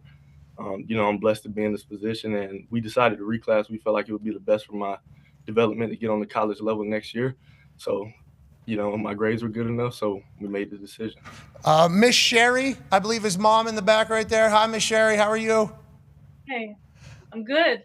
That's incredible. I could barely graduate high school right now. The fact that he's doing it a year less, obviously, great work by the entire family. And I believe that's Sister Naya in the back there. Hi, Naya. Hi. Hi, thank you for joining us. And then the jacked guy on the right side of the screen, who's that? Wonderful. I'll take it back. My agent. Hey. Sean over there. Hey, what's up? You're from Rosenhaus's crew, yeah? Yes, sir. Appreciate you having us, Pat. Hey, no problem. And then on the other side over there to the left with the white hat, looks like he just got off a golf course. What's going on, brother? That's the head man, Coach J, head coach. Hey, what up, Coach? All right, what up, Coach. team? Okay, wonderful. We are so thankful that you have all the people closest to you around you in this moment. And if you would like to let the world know where you're headed next, we'd be honored to be a part of it, sir. The floor is yours. Yes, sir. First of all, I want to thank God. Without him, none of this would be possible. I got to thank all of these people behind me, my parents for pushing me to be who I am today, Coach Jay for pushing me every day in practice, Sean for getting this set up, and then all my teammates, you can't see them, but these guys. Boys. Yes, sir. But, hey, for the next 3 to 4 years, I'll be attending University of Notre Dame. Huge huge for Marcus Freeman. Congratulations to you and your family. The Fighting Irish, obviously incredible football school, but school in general and also alumni and future life. What a wonderful decision. As you tell the boys, hey, boys, we got to finish this conversation before we go crazy here on this Feel Good Friday. We don't want to eat into your good times, but why Notre Dame for you? Wonderful, and congrats to you on this decision. You know, I feel like Notre Dame has the everything you could think of when it comes to academics, people in the coaching staff. Just overall, I feel like it's the best fit for me and my parents. We all sat down, probably one of the hardest decisions I've ever had to make, and but we felt like this would be best for me. Congratulations to you. AJ has a question for you. Wonderful. Yeah, wonderful. Yes, Marcus Freeman, I was lucky enough to play football in college with your head coach, Marcus Freeman. I guess, what was it about him, starting out when he was recruiting you that kind of, made Notre Dame a place, that you might want to go? I mean, first of all, he's super down to earth. Like, when you're talking to him, you don't feel like he's on any other higher level than you. He's just such a humble guy. And he was just telling me different things of how I'd be in the program, how I would fit. And that's the reason why they wanted me to join their program. So, Coach Freeman, I feel like he's a great guy and a great coach, and I can't wait to see what they do this year. Mr. Wonderful Mons III, Notre Dame, obviously, whenever you talk about the history of ball, it'll be a part of it. I mean, tradition, everything. Right? Some people only know college ball through Notre Dame football. When you guys get to this decision, what is your immediate first sense for your son about to be a member of the Fighting Irish? I would just say I'm just happy and proud that he's going to a school that has great academics and great culture, and I'm just happy that he's a part of it. Miss Sherry, this is obviously a crazy time in recruiting. How have you guys been able to stay so tight and seemingly keep the entire family, including the boys in the locker room, so humble through it all? Congratulations on managing this crazy chaos through it all. Thank you. It goes back to what Champ said, that it's God first. We put God first in every decision that we've made, and he hasn't led us wrong yet. So we're going to keep the faith and keep going. Hey, that is wonderful. Congratulations to the entire Mons family, and good luck the rest of the way. We can't wait to follow your career. You're going to be the best. Yes, sir. Thank you. Hey, work your ass off, Wonderful. All right? Yeah. I will. All right, Champ. See you, buddy. Ladies, congratulations. Yeah, Champ. Woo! Man, 16. He's coming to a great state. He is. 6'3", 230. 6'3", 230. He's a 16-year-old, able to just test out of a grade. Okay, that's crazy. Got a hose. Notre Dame. It's like, what? This is Marcus Freeman did it here. Now, I will say, I did not know Rosenhaus was going to have a representative on camera. Thought that guy did look good. Yeah, I thought he was a trainer. He was angling pretty good, I think. I think he potentially knew what was happening. I think he's seen Instagram before. Especially fresh out of Coachella and Stagecoach. There's a lot of good posing going on. Mm-hmm. I think he had good lighting, too, on the entirety. But Rosenhaus hit us up and was like, I got a guy, he's a big fan of the show, would love if you, and we're like, sure, man. Rosenhaus, you've been good to us in the past, bro. That's all good. And he goes, you should see this guy, though. Like, hey, this might be the guy. Hey. One of the most impressive tapes we've seen out of anybody who has committed on the show. So then we search it, and it's like, well, he can really spin it. Oh, he can really move. He looks big. Is he big? Oh, he's how old?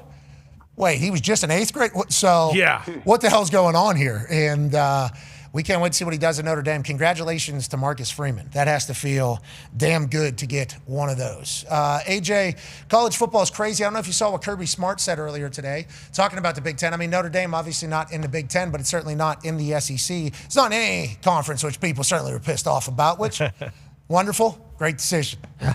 You guys do well, you're going to be in the playoffs. And then once you get in the dance, you can do what you got to do. Kirby Smart mentioned, he said, hey, we had more people get drafted in the NFL. Still, this is like 100 years straight. We've had more people get drafted in the NFL. So in theory, we have a more talented roster, but the Big Ten's kind of beating our ass was kind of the topic of the conversation. He said I'm looking for all theories. Are they better coaches than us? I mean, is that happening? Is it a better league than us? Is our league too good? He's like kind of grasping for answers as well. It feels like everybody's in the same world right now, understanding the climate of college football, AJ. Yeah, I think Tone actually had an interesting take saying, the depth that you used to be able to build at these big-time schools, it's just, you can't really do it anywhere. And you definitely can't, stash guys, third team in the SEC that are receivers, but they got 2 first-team All-Americans in front of him. Like, you don't really get that development, I think, that you used to, but it's the same for everybody. So I don't know. Maybe Kirby mentioned it. Yeah, people. I mean, Brett Veach actually great publicity for Ohio and PA. If you hear him talking about Ohio and Pennsylvania players, he likes to look at and know where guys are from. I thought that was a great endorsement for both states.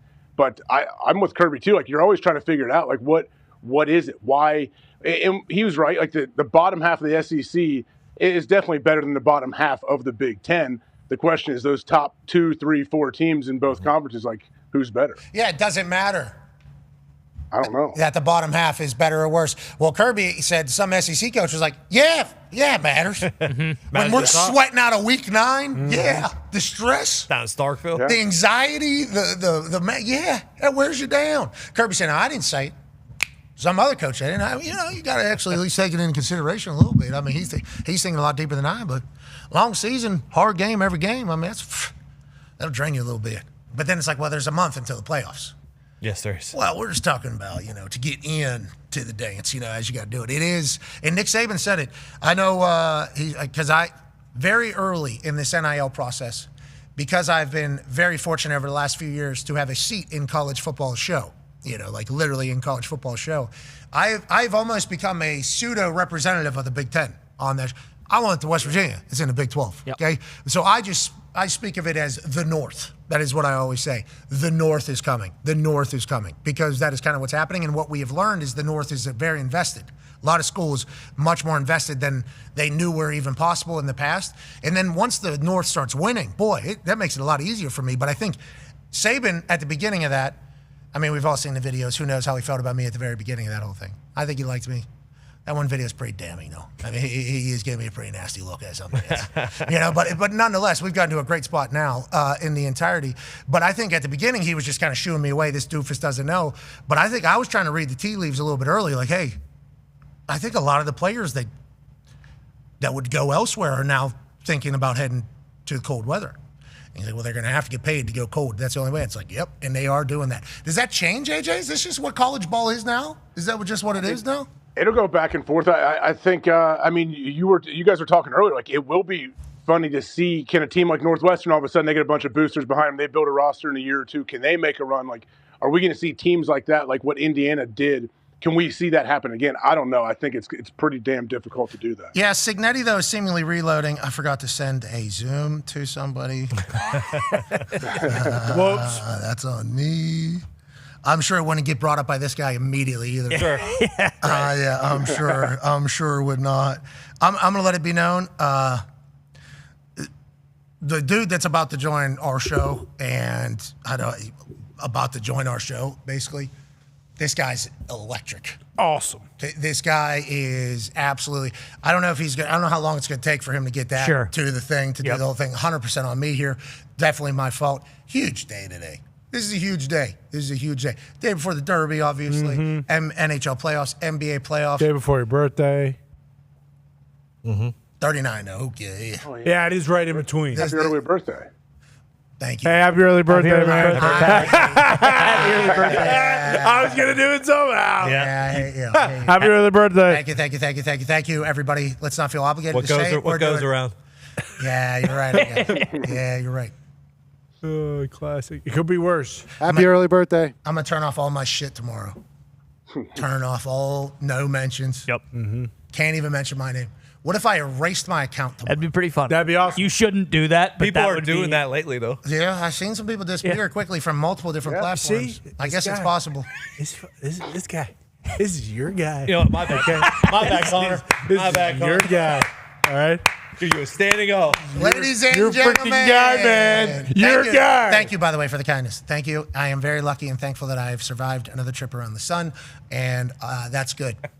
People get real creative in telling me happy birthday while telling me to eat shit at the same time. And it's just like, all right. So I might just turn it all off. It's fun. It's a really fun time. Ladies and gentlemen, joining us now is a man who's late to his first ever appearance.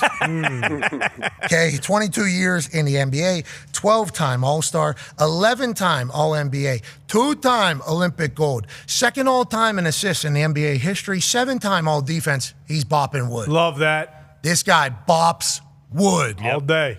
Bop, bop, bop. bop, bop, bop, bop, bop, bop, bop, bop, bop, bop, bop. That's the guy bops wood, AJ.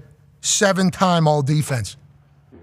That's problematic. That's legit. Now, there was 15 seasons, though, where he wasn't. So now you got to really start wondering what's going on. Fourth pick from Wake Forest, ladies and gentlemen, Chris Paul. Yeah, Chris. How you doing, man? What up, what up? Tell the people why I was late, first of all, Pat. They know. I already admitted it. I didn't send the Zoom link to Chris Paul. It's 100% on me. Great day, great conversations. Love the TST hoodie because obviously we got a chance to meet you in person down there in beautiful Cary, North Carolina, as you're one of the owners of TST, the soccer tournament, which is right around the corner. Cannot wait to see how that all goes. Chris, thank you for joining us. Thank you for becoming a friend of the Thunderdome in the morning over the last couple of days. Yeah. You have been electrifying to talk to. We would like to let you know that. I do have some questions, though. Last time I talked to you, I did not know you were 7-time all defense. I'm just learning that here now. 9 time. Get that right. Yeah, I think I put on there 7 first team all defense. Oh, you're right. Oh, two-time second team. Yeah, we don't really count second here, Chris, but I guess you do. Yeah, hey, listen. Yeah, top 10 defense, you got to do what you got to do there. Okay, so 22 minus 9 would be what, 13 then? Is that the number? So 13. 21 minus 9. Okay, 12. Colin's tough. Okay.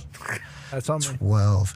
Okay, so there's 12 seasons you weren't on all defense. Lazy, or is that towards the end? How do we end up not on the all defensive team? That's a good question, man. You know, it's a couple of those years, I think I might have played like 60 games, 61 games or something like that. Non-eligible. That was even before the rule had been put in. No, it was just, I broke my hand one of those years and whatnot. I mean, I had 5 hand surgeries, so. Golly, Jesus, you're the best. And we appreciate you joining us. Let's dive into some NBA playoff talk, shall we? Joker's out. Timberwolves win without basically 3-4 of their best players.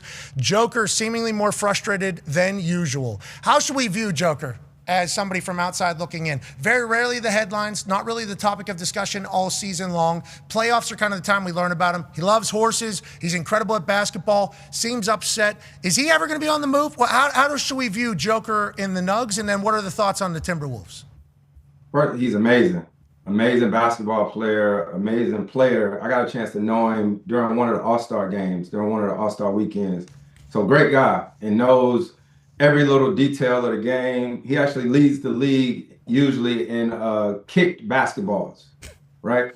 So that means when people trying to throw like pocket passes, he's so smart and he's such a great passer that he kicks the ball, which makes you have to take it out of bounds. So I got the utmost respect for him. It's a tough loss they just had, but it was dope to see Jay McDaniels do what he did. On that note, AJ, I don't know if you know this, but we got a segment. What? Yeah, we got a new segment. Okay? Chris Paul is going to be joining us through the rest of the playoffs and hopefully more down the road. Okay? He obviously, a man, 21 years in the NBA. 7-time first team all defense.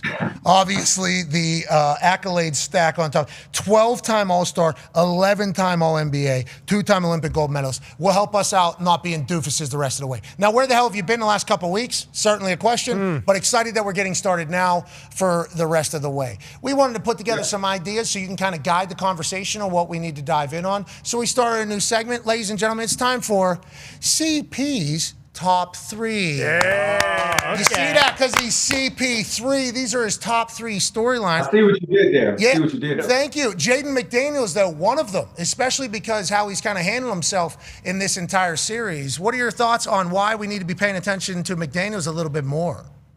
Because, man, this league, you sort of get categorized as a particular player, right? So it's a lot of guys, they call them 3 and D, or they just be like defenders.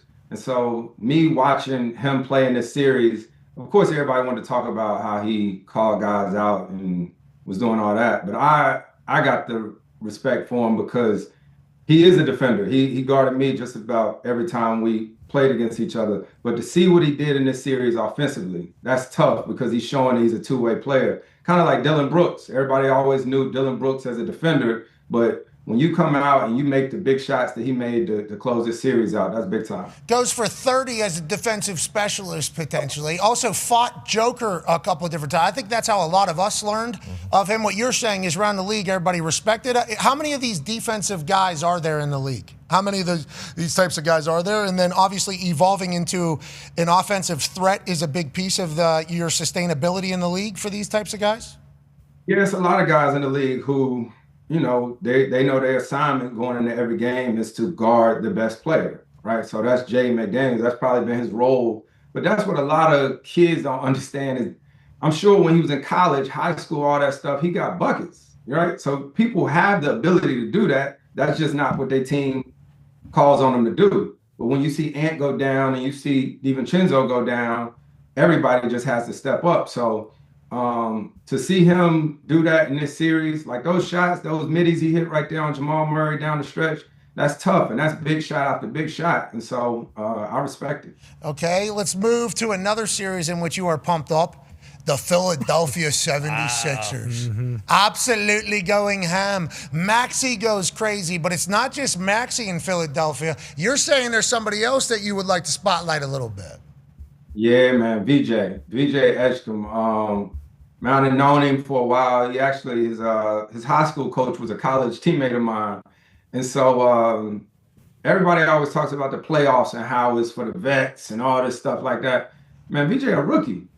A rookie. But I just love his mindset of not waiting, right? I'm not going to wait to see what the league is in 5 to 6 years. He go out there and he get to it right away. And Tyrese, everybody know what type of time he on at all times, but this is going to be a dangerous backcourt for a real long time. Okay, are the Celtics worried right now, CP? Is this a, oh no, for the Boston Celtics with a 76ers team that people have been trying to trust the process for about 10 years with? Is this the time for them to maybe upset the Celtics? I don't know about all that, but if you're the Celtics, you're not worried because you've been there, done that. Obviously, you get to go home for a game 7, and you got Jaylen Brown, you got Jason Tatum, you got DJ White. Like, they have a great foundation. They got a great coach, a great system. I mean, they're a really good team that's not going to beat themselves. And what they say, the best 2 words in sports is game 7. So it's gonna be a big time game. That is the best 2 words in sports is game 7 for your guys' sport. Okay. Are you any given Sunday, huh? Super Bowl. That's 2 words, right? Yeah, it's 2 words. Super Bowl. I think that is, it's good. That's first down. Yeah, bingo. Touch down. Okay, these are all good 2 words. But I understand in your guy in the off season, game 7 is electrifying. Yeah. Are you guys going to be able to handle it, Con, man? Is Boston going to be able to handle Tyrese Maxey and VJ, and the V stands for vet somehow, and he's only just a rookie, says Chris Paul? Yeah, I don't know. Who's the most points in the history of Game 7s? Oh, Jason Tatum. I think we'll be okay. Yeah. Is that right? Yeah, I think we'll be. Now, him hurting his other calf last night definitely doesn't make me feel great, especially after what happened last year. And Maxey's fast. So maybe we get a little bit of bench help. Yeah, we'll see. I mean, maybe you guys put the exciting 5 out there. Yeah, exactly. Play Let's get Peyton Garza more. Pritchard. Yeah, let's get Luka Garza. Peyton Pritchard, nice too. Oh, You know yeah. that. Yeah. Peyton Pritchard. Best contract in sports. You and him. If you were to, you think similar playing style as Peyton Pritchard, you would describe yourself? I don't know about that. Peyton shoots the ball real deep, but I actually send my son videos of Peyton at times, just because of his ball handling. And a lot of people see these players and see what they're doing, don't realize the work that they put in. So he's another guy that is a really good player. Yeah, he grew up playing. He's told the story before. Steve Blake used to pick him up when he was in high school every single day during the summer, and him and Steve Blake would just play one-on-one for hours every single day, Peyton Pritchard. And then he took a massive jump and became like Gatorade Player of the Year. Okay, so that's what you need to do to your kids. All right, I got it. I got it locked. Call Steve Blake. All right, let's go to the third of CP's top 3 storylines. JJ Redick is a great coach. Okay. I like that we're at this stage because he was getting a lot of shit when he got hired. Yeah. I like that you want to give him a little publicity about being, hey, this guy, everybody's talking about LeBron right now. Let's talk about what JJ Redick has done as a coach, CP. I mean, it's no secret. JJ was a teammate of mine, right? And so it was actually surprising when I saw that he was going to be a coach. And honestly, people like, man, what you think? What you think? JJ is, I don't care what it is. If JJ said he was going to become a chef tomorrow, JJ is going to be a great chef.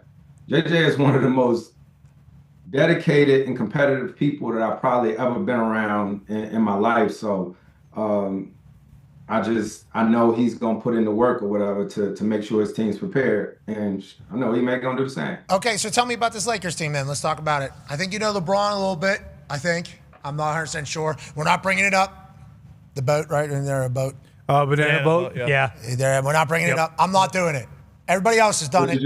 But you just did, but it's all good. No, but I did it in a way of saying I'm not doing it. So, like, I would like that to be on the record of I'm not doing it because everybody else has done it. It's old. We're past it. I'm not doing it. We're not doing it, right? No point. We had a big conversation about this. We even FaceTimed AJ. AJ, we said we ain't doing the banana boat bullshit. No, we're not. We're way past that, didn't we? Almost like that as long as you say with all due respect. Yeah, exactly. Right. That's what we said. Whatever you want to.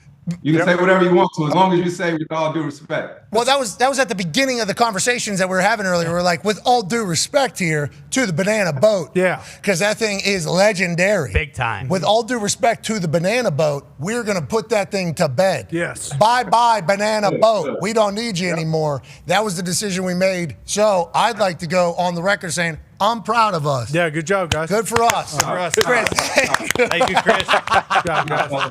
Good job. All right. Oh, man. Looked like fun, honestly. Dude, so much fun. I mean, very rarely do you get that as an adult. You get to feel You've that never way. not had We're not doing it. Not doing Are we it. talking about the game? Are we talking about the lake? What are we talking about? We were just talking about the banana boat that we're not talking about. We are done talking about the banana boat. Let's talk about the game in the Lakers, okay? Let's talk about LeBron James here. 41 years old. Obviously, you were an old ass while you were playing in the NBA as well. The amount of things you have to do to your body to get up for one game, let alone 82, let alone a playoff series, all that stuff. Can you put into kind of perspective what he probably has to do to get ready for games and why we're seeing what we're seeing? And what do you think the odds are of him being able to close this out? Because if he doesn't, they're going to kill him for it, Chris. You know that. It's a lot, and it's crazy to see him still doing it at this high level, but I do expect it because I know what it looks like. I know what the training looks like. I know what the diet looks like. I know the rest and all that, the hyperbaric. It's very time consuming, but if anybody's going to do it, he's going to do it. And the series is the series. Each game takes a personality of his own. He's somebody I'm not worried about. I'm sure Houston is feeling really good going back home, but it's been a great series to watch. How do you? Tell you the truth.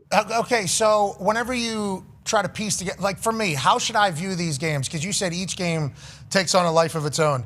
And we don't have to talk about just the Lakers-Rocket series. Let's talk about me trying to find a crown, okay, at one point picking a game. Please. Okay, I'm just trying to find one crown on DraftKings. Okay, I got L after L after L after L. LeBron, Austin Reeves is back. He's certainly going to get a double-double. No questions asked. Lakers are going to win. Yeah, right. 7 assists or something like that. Yeah. What the hell happened, LeBron? Well, I thought we were feeding. Like, that's what happened. I have not had a. I don't even understand all this stuff, Pat. Well, good. Just tell me this. What do I need to look at? How the star players are feeling? Do I need to look at matchups? Do I look at how coaches go against each other? Like, what do you think is the best way to decipher which team will probably end up being the ones that move on after a 7-game series? Because it can't just be a one-night thing, obviously. It has to be a 7-game in total. You have to show up. What should I be looking at as I try to figure out who's going to win these series? Man, you're always trying to look at where they're playing at, right? To see, obviously, home court matters, depending on what the team is.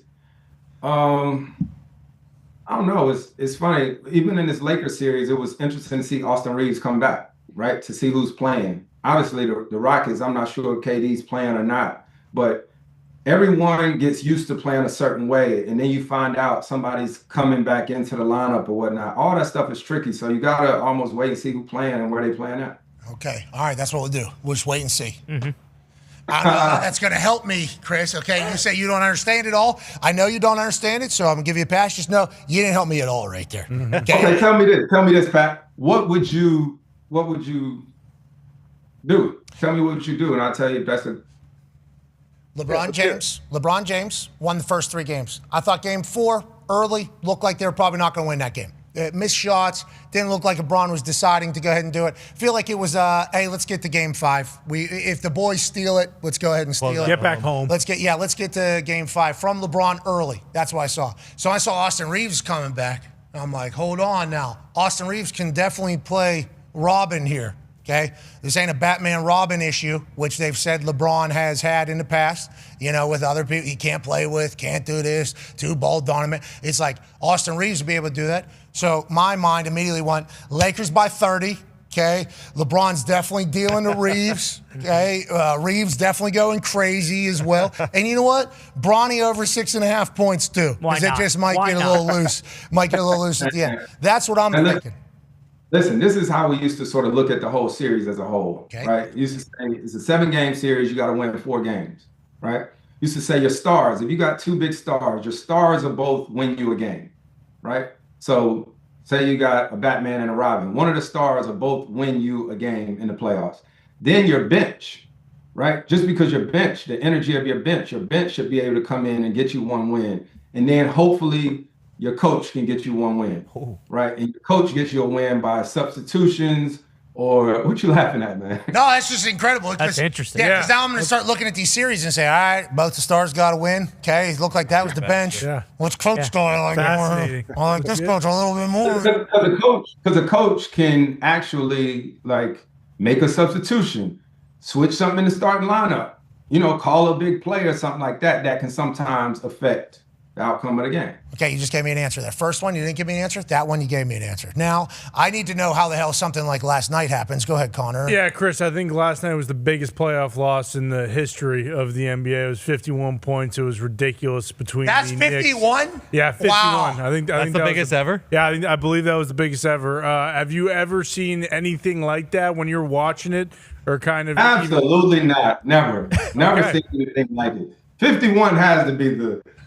Yeah. What's next, fellas? What are we going to talk about next?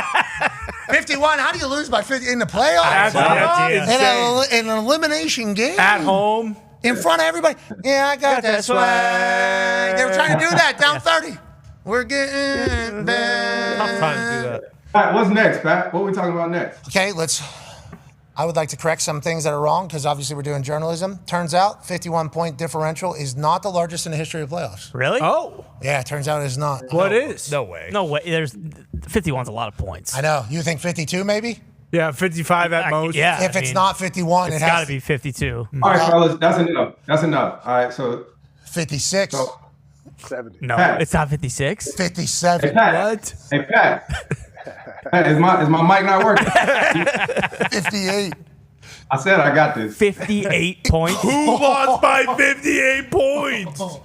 Oh, that's a tough night. Yeah, it's a tough everything. So let's talk about it. Let's talk about it. Let's do it. But last night here in my house, I'm watching the game with my family, my wife, everybody, and a bunch of my closest friends and my homies, they know every time a game gets out of hand like that, I'd be like, get them. Yeah.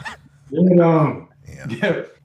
2009, New Orleans. 2009, New Orleans, I was playing for the Hornets, New Orleans Hornets, and we lost to the Denver Nuggets by 58 points. Worst playoff loss. Yeah. 58. Last night you had a chance. It felt like at one point it was up to 60, I think. There was a 71-16 run in the middle of that game, a 39-4 run at the end of the first quarter into the second quarter. You potentially were getting moved out of the record books. That 2009 58-point loss was going to be nothing to maybe 60, 70-point loss as the bucket was super small. So does the bucket get smaller whenever you're getting your ass? But like on those terrible nights, what is it? What is it for teams? They just can't shoot. Man, y'all gonna bring up Oh, 21-63. Oh my God. 63 points? This looks like one of those high school games, you know, where you turn on, and it's like one team has 5 guys going, and then the other team. I gotta go find the footage for me. Because B. Scott, shout out to Byron Scott, who was my coach. I remember I used to play the whole first quarter, the whole third quarter. And I remember we was down, obviously, going into the fourth. And I was like, man, coach, let me start the fourth and see if we can do something.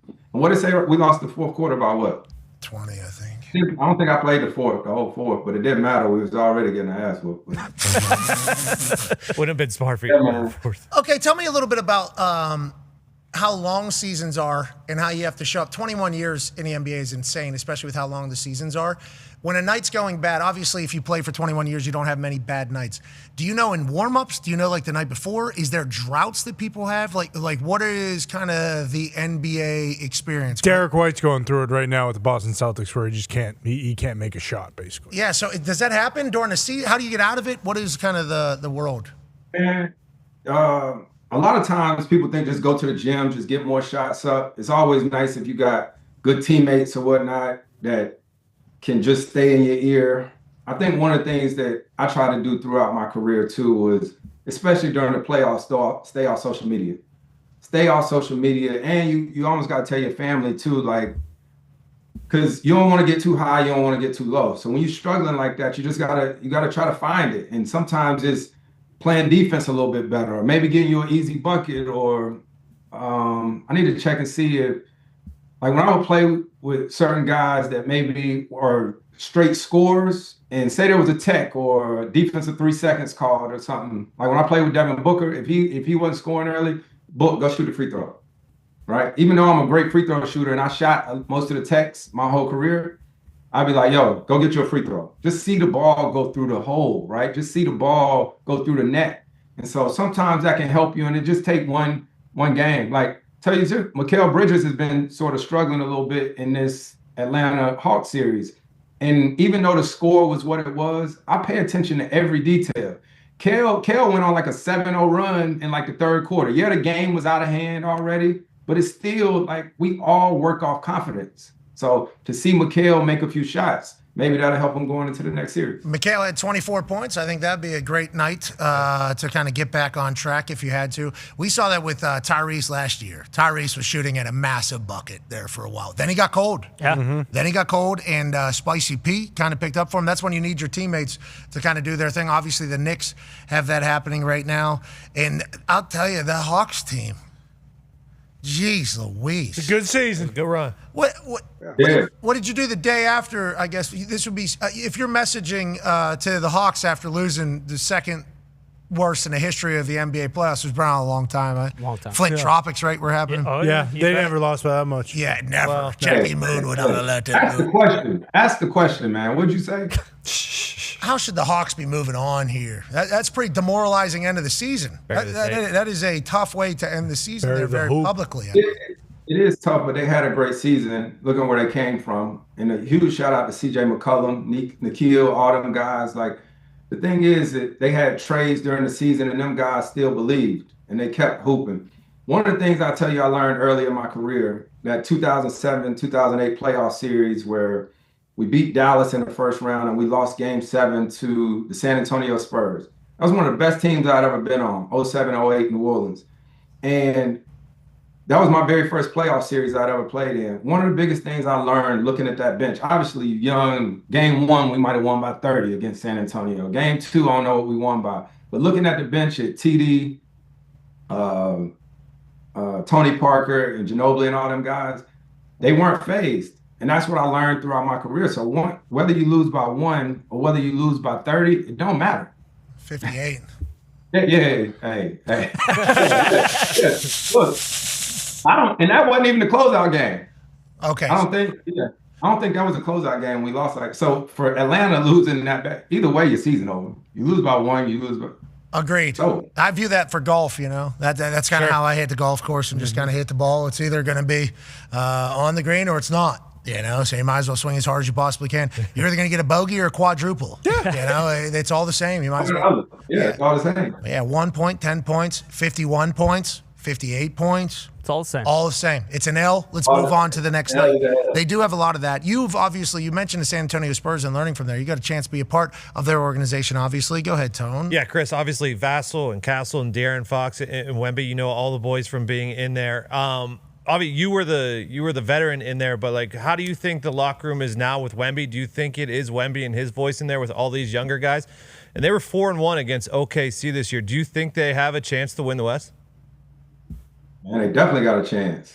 They definitely got a chance. I love the youth that they brought in there, and Dylan Harper and all them guys. Stephon Castle was my rook last year, but he is like a grown man already.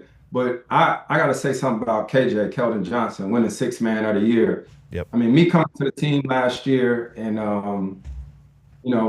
him actually, let me wear number 3 and getting a chance to be in the locker room with them and Vic and Harris. Shout out to Harrison, too, Harrison Barnes, who one of my favorite teammates, only played with him for 1 year. But that team is special. Mitch doing a hell of a job with them. Tell me about Wemby, please, because it feels like MVP, certainly possibility this year. Definitely all of them are available in the future for him. Defensive side is crazy. He's meeting with Kevin Garnett in the offseason, becoming a dog. He's with Monks. He's doing that. He's playing chess against randoms in Paris, I believe. Can you tell me about Wemby, and how do you feel about his makeup to be the face of the league if he continues to do what he's doing, especially at 7 foot, whatever, 10 or whatever it is? 1-on-1. I mean that when I say it. 1-on-1. Vic is not only a competitor, he one of the smartest, kindest people. He loved to hoop. He loves to play basketball. Like in a locker room that changed obviously over my career, where everybody's for the most part on their phones doing all these different things. Man, Vic come into the training room with a book, but he's the ultimate competitor. He always trying to learn something new, whether it's us playing ping pong. We played against the Knicks last year on Christmas Day. That next morning, I woke up and I seen it went viral. He woke up the next morning and was at the park playing people in chess. Yeah. Yeah, he's different in the best way possible. Yeah, and he's also scary as hell. They put a photo out of you guys from Media Day, obviously, and we know with AI these days and everything that is possible, we can't trust anything. But from my understanding, with how tall he is, not only in this photo, which he looks so tall in this photo. Yeah, that's crazy. So I've been told that you had to change the way you play offense with him because you have no idea where he is, because his arms could literally be anywhere within the paint at any moment. How much has he changed the game? You said he's 1 of 1. How much is that a differentiator of basketball as a whole, maybe playing against him going forward? Yeah, he obviously I like to steal the basketball, right? Somebody drives to the lane, I try to steal it. Vic tapped me on the shoulder and said, "Leave him alone." He told me to leave him alone. Let him go. Because he's going to block it. So I had to get used to that because I have a knack for stealing the ball. Anytime somebody drives, Vic would be like, "No, stop. Stop fouling, doing whatever. I'm a block the shot." And even getting a chance to play against him too. And it's fun to talk to other guards about it because you usually get a big man switched on the perimeter. You trying to figure out what kind of sidestep you're going to do. He going to block it anyway. So he changed the trajectory of everything the way you shoot. But being in that locker room was one of the funnest things in my career, just to get to be around him, right? But even though one teammate said that I messed up his playing time, but that's neither here nor there. Oh, I didn't know that. I love to hear that. It sounds like your name does get tossed into a lot of those conversations, and we'll certainly dive into those over the next couple of weeks. We'll certainly. Yeah. Let's talk. It's nice to sort of be done playing, and let's talk about it. Okay, let's talk about the meme you put up where you went to somebody's funeral just to make sure that motherfucker was dead.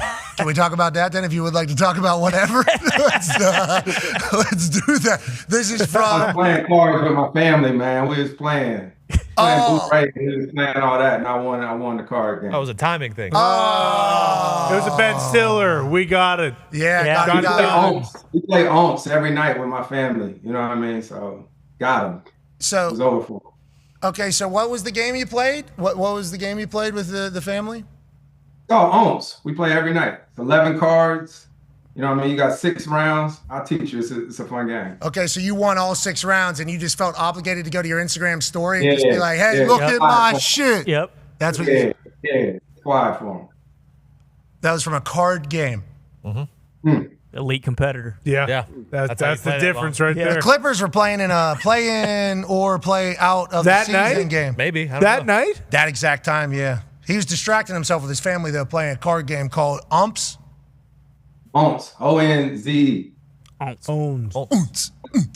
Yeah, there you go. There you go. Okay, so, man, because we got all... a lot of time to be at home with my family. Kick it. Yeah, interesting time to play and have an immediate reaction, too. That because we immediately saw it and we're like, wow. Whole internet. Kind of dancing on a grave. Actually, love what just happened, especially because you played there. You live in L.A., do the whole thing, you know? Yeah, I live here.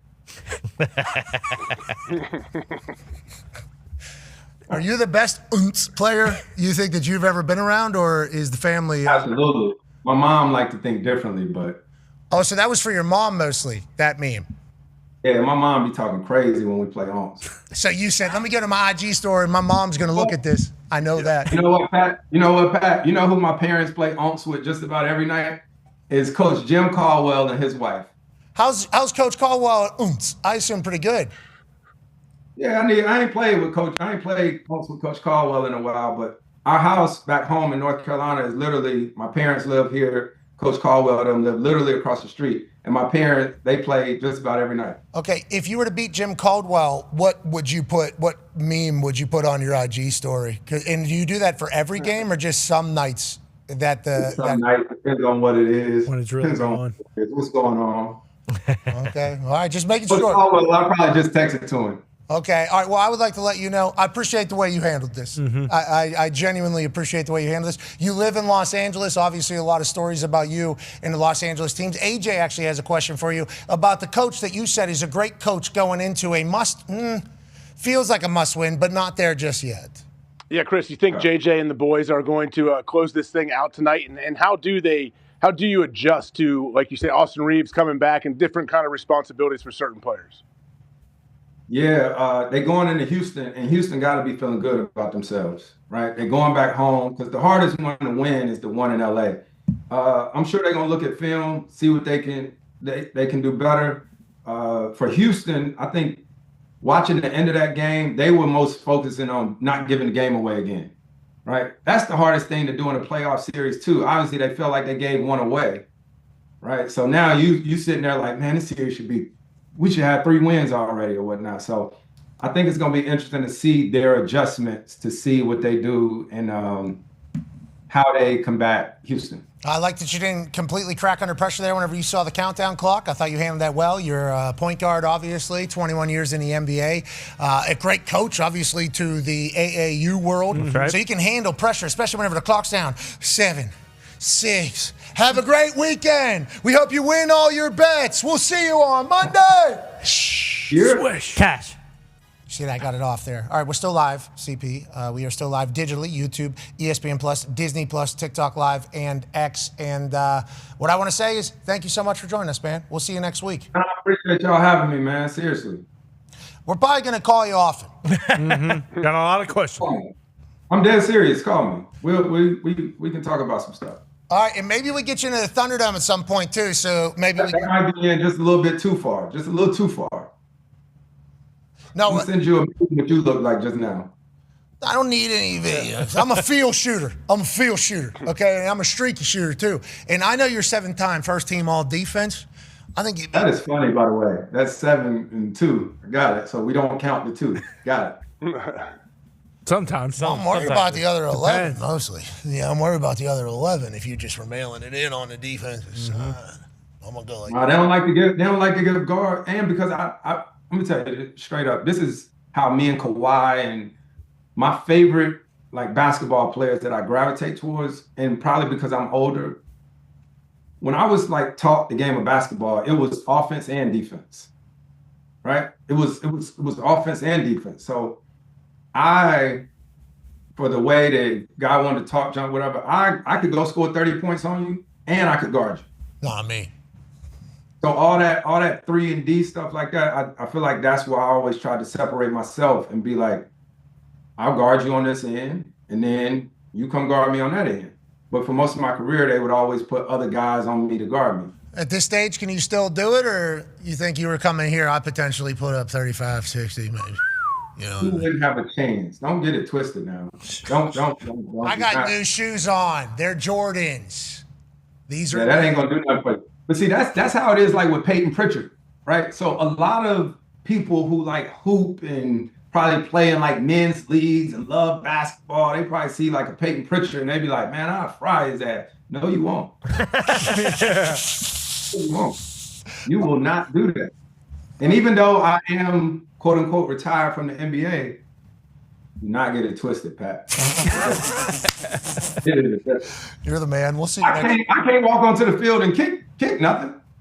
Yeah, but have you ever really done that in the past? I bet you could. I bet he could. Yeah, that shit gonna be like, it's gonna be like, what's the movie? Why right? Finkel and Einhorn. Finkel and Einhorn. Oh, yeah. Pet Detective. Ace Ventura, yeah. Laces were out. Ace Ventura. Laces were out. They were in. Yeah. That's on the long snapper now, actually. That movie changed a lot. Yeah. That movie changed the NFL. Now the long snapper's job is to get the laces out. So Dan Marino's not put in that situation ever again. That's right. Yeah, actually. What do you mean? I don't know that. What is you saying? Long snapper's job is to get the laces out. Like, hey, snap the ball so whenever the holder catches it, the laces are somewhere that way. That's how they're being judged. So they don't snap when they snap the ball doesn't spin? Spins the exact same amount of times every time. So like their job is to spin it the exact same. So like it's 8 yards normally is the spot from where the ball is. And then it's like 8 yards and like 6 inches for where their ball spin is to where the laces are forward. Like you're kind of just judging where their laces are, basically. And their job is I appreciate the detail. Yeah, it sucks for them though, because I mean that's so minuscule. That's how they're getting judged. They're getting cut because they don't do it. Like that is their job. Like, hey, fucking every time. Every time. I'm gonna tell you, most people wouldn't even think about this, but every time I shoot a basketball, because the basketball is made a certain way for the laces. So I'm that particular, even when I pass it. So when JJ Redick would come off to shoot, I would pass it to guys so that the ball is right for the laces to shoot. Anytime I shoot the ball, no matter how I'm dribbling the ball, I would let the ball sort of just slide or fade in my hands to where the laces are right every single time. That's what I do too. Yeah, every single time. I do too. Every time I just find these laces. Find these laces. That's right. Yep. Well, all right. Where are we going? Chris. Whoa. You don't know that. You don't know that. I believe in you. Let's see it. Oh. Exactly what I said. I'm straight on. Whoa. It's straight on. That's higher than 10 feet, too. Yeah, it's a 12-foot hoop. This is like MTV Jock Jams. Right. 10 was too short for us. This is what an actual NBA ball looks like in my hands, too, prick. That's what this is right here. Okay? This is the actual size. That was a balloon-sized ball. Fuck! All right, Chris. Thanks, dude. It's Chris Paul. See you next week. Yes. God, I had to make that one. It looked good, too, Shoot coming a out. small ball afterwards. Good luck. Small ball. Wemby. Let's shoot that small ball second. Oh, I'm What sorry. small ball? You shoot the balloon ball first and then the regulation size second. Thank you. I shot the NBA ball second there. Everybody can see it with their eyes. We got a commemorative NBA ball right here. Whoa. That's a trophy. What do you think? It's just one ball that's NBA size? No. You think I'd have a bunch of gimmick-sized balls? True. No. Put it next to your head. You got a huge head then, too. Boom. That's Big NBA brain. size ball. Thank you. Yeah. Wow. Good for you. I mean, I maybe missed my calling. Yeah. You gonna shoot that? You gonna make it? Got him up. This? Yeah, shoot it. No. It's a trophy. You're up in the air and right on it. Jump stop pump fake. That was my high school basketball career. Trust me. And then elbow sternum. Yeah, I've seen you play before. Even though I haven't seen you play, I've seen you play before. Yeah, style. Yeah, you and AQ. Wrestlers. I wish you and AQ Shipley would have ran into each other in high school basketball. People from I other would like towns to be were a going to watch teammate. AQ play. If I was on AQ's team as a basketball player, that would have been a lot of fun. Yeah, but you playing against him would have been, for me, as somebody watching, more fun. I think that would have been great. Hard tongue off the bench. We were with Kuhn, for that entire draft night. And it was hard not to just the entire time look at the size of his skull and then just realize that you two just battering rammed each other for years and years because neither of you would say to the other, hey, we don't have to do this on Wednesday, Thursday, and Friday. We could kind of just shoulder each other and then kill our opponent because neither of you wanted to look weak to each other. One from Pennsylvania, one from Ohio. Massive heads on both of them. There was never going to be, even though they're best friends. That's fucking crazy to me that is how stubborn you two are in your entire thing. But I feel like it's a similar situation. Plus, wasn't Kuhn like Shippensburg? Yeah. So he's always got the chip. Had to have a chip. Yeah. Kuhn's a dog.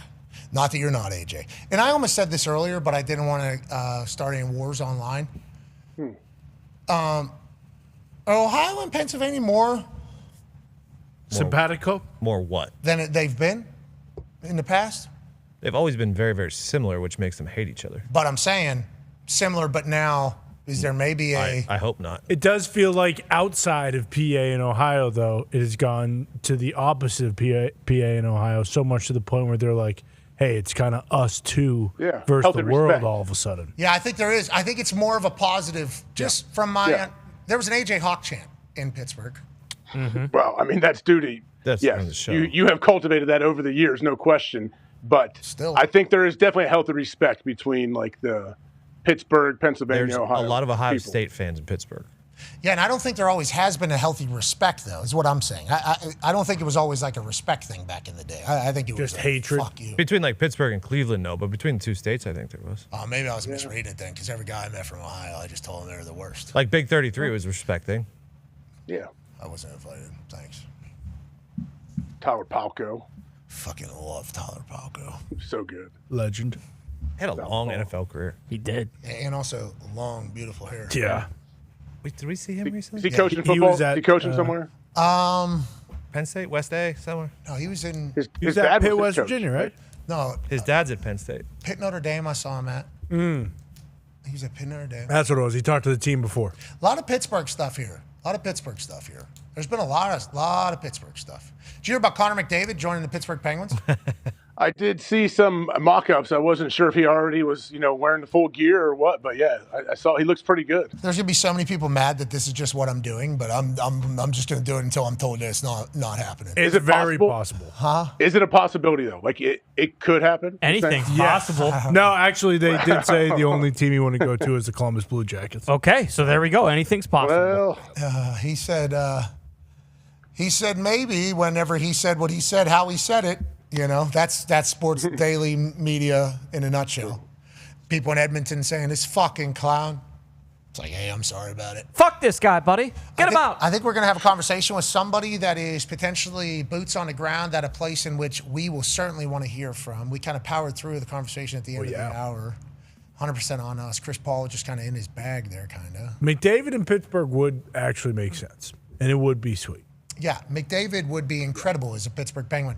Now, do we know if it's possible or if anybody's thinking about it outside of this Thunderdome? Absolutely not. And oh, yeah. That is certainly, the good thing about having a microphone that reaches as many people as it does on a daily basis. You can just say what stupid stuff. Just make calls. like this happen. Just kind of make moves. Hey, why don't you go ahead and fucking just pick up your whole family from Edmonton, move right over there to Pittsburgh. You're going to love it. I think even people in Edmonton would be like, you know what? Honestly, we want McDavid to win, and he's never going to do it here. Now, Flyers are saying, why not us? Yeah. You're not playing for the Flyers. There's few historic teams that McDavid would go to. There's 5 teams he'd probably go to. Golden Knights. Not Vegas. Pittsburgh. Boston. I would say actually Detroit would be in the convo legitimately because they're a storied franchise. Mm-hmm. They're no okay. Probably throw Florida in there. Panthers. He's not going to Florida. He's not going to Florida. I could see Tampa Bay. What if they just dropped him right in the middle of New York? He's That not would going make to the the Rangers. McJesus would not play in New York. 0 chance. Okay. Why? What about L.A., like Wayno did? He hates LA. Big rivalry there with Edmonton. They wouldn't trade him there. Bruins. San Jose. No Sharks. Bruins are actually poised to make a run at him because we have we have the Maple Leafs pick, so that's like a 6th or 7th overall pick this year. We have our own pick, and then we have the next couple of years, and then we have a bunch of good young players. As we try to connect with a legendary Southern man who is currently live from the Kentucky Derby, I think we got to do some weekly recap things that are good and things that are not so great. Let's start with, ladies and gentlemen, it is time for 5 things that aren't ads. Ooh. That's right. 5 things that aren't asked. This is a big one here, AJ. Welcome to a new Friday tradition. Now, you ask yourself, how was that graphic made? Well, then you say, well, in your phone, there lies something that is smarter than everybody that exists in AI. Then you team that with a human in Dahn, I guess is what we're calling it, and all of a sudden you get a brand new segment called 5 Things That Aren't Asked that is actually sustainable. This will be a celebration of 5 things that we've seen from the last week that we think are definitely not asked. We'll scan the entire globe, AJ. It won't just be from America. If it's happening anywhere, we will hit the top 5 that we love. Let's start with number 5, shall we? What a headline here. You're going to really enjoy this one. A diploma? Driver's license, even lower. A driver's license and a Bundesliga record. Did you hear about this? Do you know about Mathis Albert, 16-year-old American, makes his debut in the Bundesliga for Dortmund. Now, he's 16 years, 11 months, from South Carolina, came up through the LA Galaxy Academy. He debuted this past week for Dortmund, who is the most American Bundesliga team, maybe the most American European. They've had 7 Americans on their team in Dortmund. They are at every single event that happens in the United States of America, telling people about the Bundesliga and about Dortmund. They very much want America to like their team. I would like to let them know I do. I appreciate them. They got 16-year-olds playing for him over there. He is the youngest in the history of the Bundesliga, youngest American. He breaks Gio Reyna's record, who broke Christian Pulisic's record. All of them happening at Dortmund. So 16-year-old debuts, I think that's incredible news, AJ, and that's definitely not ass over there, or as they would say, guten ass. Oh, yeah. Would this be like a 16-year-old playing in the NFL? Would it be a similar situation? I think this would be like a 19-year-old. Yeah. Or 16-year-old in the NBA. Yeah, 16-year-old in the NBA. Yeah, that's possible. Okay, all right. I guess would be what it would be. And we just talked to a 16-year-old who's 6'3", 230. Who probably could play. Who might be able to get a pass off or maybe a first down if he needed it. I just need this guy, Mathis, Albert is his name, to be on Team USA going to the World Cup. Bingo. I was going to say it certainly isn't ass that he's playing in the Bundesliga, but we have the World Cup coming up in a couple months, and I've never heard of this guy before, so why the hell is that happening? Yeah, and there's another young buck named Cavan. He's playing for the Philadelphia Union, I believe. He's 16 years old as well. There might be a next generation of Americans that are ready to take the world by storm, because what we saw in a couple of the scrimmages leading up to the World Cup here, USA might be ass here. Yeah, we might be big time ass cheeks. We might not be on the orange ass list. I thought they were good. Yeah, thought they were good last time we watched. in the weeds, bringing everyone in close. Ponch's poop is laid. I would love to put Ponch's team on the aren't ass list, but last time we seen him, very ass. Let's go to the number 4 thing that happened this week that is certainly not ass. Oh yeah, the block is hot. The block is 10 majors hot. What? Yeah. Yeah, Blocko has qualified for the PGA Championship as he finished in the top 10 of this particular tournament. I guess he was sitting at 50th coming out of Saturday, makes a run for it, including this absurd touch of class from the fairway by Blocky, a man who's hit a hole-in-one in a PGA tournament before, is a PGA professional, just a pro at a local course. And run that thing down the right side. No way. Wow. No way. Yeah, that's the Blocky difference. And the block is certainly hot as he qualifies for the PGA Championship. He's listening to Enter Sandman with a guy who's super jacked up. Maybe that's his boy. I'm not 100% sure as they're driving around. Just qualify for your 10th major. He's vibing.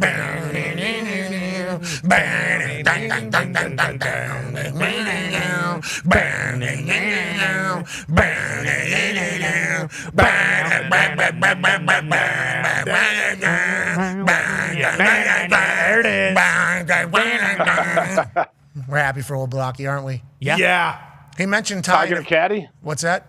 Tiger and caddy for him, possibly. Maybe Tiger. Well, that's what I was thinking, and maybe he becomes the next Tiger. Maybe they're calling him Mikey Tiger Block, and maybe he puts on his son Day Red at the PGA Championship. Mark Schlabach, golf expert for ESPN, told us yesterday, ain't going to qualify, but it's certainly a fun story. Ty, he sent a message to you whenever you said to the haters, whatever, keep hating. He was talking to you, sir. Yeah, he might have been, but I can't. Oh, yeah, that's right. I was the one who sent in that video of Blocky playing that absolutely beautiful shot there. And, you know, as I've been kind of thinking about it, listen, I put my beef with Blocky down a couple weeks ago. Maybe I'm just late to the party. You know, everyone else has been invited to the block party. They love this guy, and I don't know if my invite got lost in the mail, what's going on. I will be picking Blocky in our golf league here and to win the PGA Championship. And you can officially call me a big Blocky guy. Oh, good. A blockhead? I'm a blockhead. I'm a big-time blockhead. Wow. Now. That rocks. Now. You like block. I would say. Rock the block. Oh, rock the block Great with show. Ty Schmidt. Exactly. Rock the block. If he doesn't make the cut, though, I'm gonna have to give him hell. I'm gonna have to. I'm hoping he wins the whole thing. But boy, oh boy, if he shoots an 87 on Thursday. See, it doesn't feel like you're genuinely rocking. No, I am. You know, you can't actually see it. I'm in the back seat with him doing the Enter Sandman thing. I was, yeah, Blocky, woo! I'm right over his shoulder. You can't see, but I was there. So yeah, I'm a blockhead. Simple as that. Aren't we all? I will remain as such because he's living a dream down there at 10 major. Let's go to the number 3 thing that isn't us that happened this week. A cheeky duck off the blade. Quinn Hughes, U.S. Olympic gold medalist. Brother Jack Hughes, legend sensation, off a Stars skate on purpose to score a goal. They go on to win 5-2 and knock the Stars out. And Quinn Hughes is doing stuff that isn't ass, AJ Hawk. Yeah, how often does this happen, actually, where guys are really aiming at dude's skates and it's going in? I don't know. I know it's happening right here in front of our eyes right now. And I will certainly say Only Sid does it. The precision here. No, they will dump it into piles, I do believe. Obviously people But to work out this perfectly, this is rare for it to work out this well, I feel like. Yeah, what a lane, too, directly to the skate. And then to be able to read the geometry of how his skate is kind of sitting there, for it to go up over the pad, certainly a thing of beauty. This guy deserves an assist and a goal. What a beautiful thing from Quinn Hughes, American sensation. Yeah, much different situation when in Canadians Lightning, Brendan Hagel was standing in front of the net and Kucherov basically just sent it right off his chest for the game-winning goal. And Hagel, you get that goal because it goes off his body. It wasn't even a specific skate. I like more of this. I like the 3. I like missing the second free throw or the third free throw. Yeah. I like little gamesmanship. I like what Quinn Hughes is doing. Thank you for doing that for the United States of America. Let's go to the number 2 thing that is definitely not ass of the week. Football time. Pittsburgh, Pennsylvania. 805,000. Crazy. Cleveland now 160,000. One of the first big crowds. It was much different then. It was different. It was. People didn't exist? Okay, well, come on. We're not talking about people. We're talking about how it's celebrated, knowing what to do, where to go. The NFL providing enough space for enough people to kind of come through there. Cleveland might be getting it back. Minnesota might be getting the draft. They're saying odds-on favored for that around the U.S. Bank Stadium. But Pittsburgh had 805,000. A lot of dreams came true. Loved every moment of it, A.J. Hawk. What a celebration of ball that was. Yeah, it was absolutely perfect, and I think nobody was really sure how it was going to go before. Like the Wednesday we went in there, and you hear there's signs of people telling you, "Do not come down to this. It's going to be too crowded. They can't figure it out." But I tell you what, logistics were not an issue. I feel like the people came, and weather was perfect, and it went off without a hitch. I appreciate the fact that there was PennDOT signs. Okay, that's the Pennsylvania Department of Transportation, and the way into the city is through the Parkway. PennDOT, obviously, are the keepers of the Parkway and the Turnpike and everything else. Signs on the side of the road as if it was Armageddon. Hey, don't be an asshole. No. Do not come downtown, okay? And if you are, leave your cars at home. Mm-hmm. You walk downtown if you're going to come. But also, don't come. Then you got local news stations, obviously, reading the vibes of the people and just reporting what people are saying. I ain't going down there. $800 for a fucking hotel room in Pittsburgh, Pennsylvania? Okay, yeah. I'm not going down. How am I getting out of there? Is there enough bathrooms? Where am I pissing at? What am I doing? There was enough bathrooms. I'm standing there? What is this? Why the fuck would I ever take any time out of my life to go stand in a parking lot to watch Roger Goodell read a card? Actual reports. Yeah. That could potentially create a narrative amongst many Yinzers who go, yes, actually, speaking for me. Yes, speaking for me. And if there was rain on the first night, I think all those would have won. But instead, the best weather maybe in the history of Pittsburgh for that particular part of the year. And the weather was perfect. It was a festival. They viewed it like Yinzercella. is how people did. Now, there's a lot of restaurants that are saying we were gearing up for a lot of out-of-towners to come in and everything like that. I think a lot of out-of-towners did come, but they just went right into the NFL draft compound, which is 4 million square feet. There was obviously food in there, drinks in there, everything was in there. It was a hell of a festival of football, I think, and the NFL knows what they have. And the fact that it's able to be now the cold weather Super Bowls for people is special. The NFL continues to crush it, AJ, and Pittsburgh was perfect for it. Yeah, Pittsburgh was perfect. I remember I was walking out, leaving on Friday. There was just a random big park right there, and it was set up like a circus. There were so many people and food trucks. That's Point Park. Yeah, the whole, whatever it was, the whole town was ready. It was great. Yeah, we had fun down there. Have fun. Hopefully Pittsburgh will get it again. Everybody's saying will, right? I think it should. So yeah, they will. So just like Super Bowls, do you think they'll get draft cities that become like regular hosts of it because you kind of know what it is, and then sprinkle in some new ones whenever you get it? I mean, you would think because they've already done all the legwork for a couple of these cities and they've seen, okay, this is a success. Like we can go back here, we can do the exact same thing. You would think, yeah, they would want to do like a 6 or 7 year rotating basis because that's pretty much what the Super Bowl is. It's like it's not like the Super Bowl is really going to a new city every single year. It's the same, handful or so. A lot of things said about Minnesota. Ugh. Timberwolves just knocked out the Nuggets. Wild just knocked out the Stars, and they are potentially going to be the home of the draft. So a lot of good news coming out of Minnesota from the sports world. I believe it's the first time ever the Minnesota Wild and the Minnesota Timberwolves are in the second round of the playoffs at the same time. I saw A-Rod celebrating pretty good. Should be. The number one thing that isn't asked that happened this week that we love, Coach Nick Saban getting in the pocket. Hell yeah. There was a post that said, who has the best swing out here? And Coach Saban was first because he's obviously the legend, and that ball looks like it goes directly right. Okay, people saw this one swing. They didn't know that he was playing a massive draw. Look at the dog leg left. He's trying to run that thing right Beautiful. down the fairway. And then he had said, he shot an 83 at Augusta, and he shot his age twice, which would be 73. I think he said that a couple weeks ago. So there are some people that are questioning if Nick Saban really did any of that. Let's take you to 18, okay? Here's Nick Saban from what, 200 feet?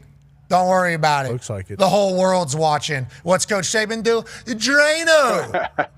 Okay, Coach Saban's got the touch. Coach Saban's got the iron game. Let's not just be judging him off of one drive off a tee, which he was trying to take that thing up over an oak around the bend to get to the hole. So Coach Saban shoots whatever the hell Coach Saban says he shoots, and I'm done with the slander, and I love the fact that he got a chance to prove he's great at golf, A.J. Hawk.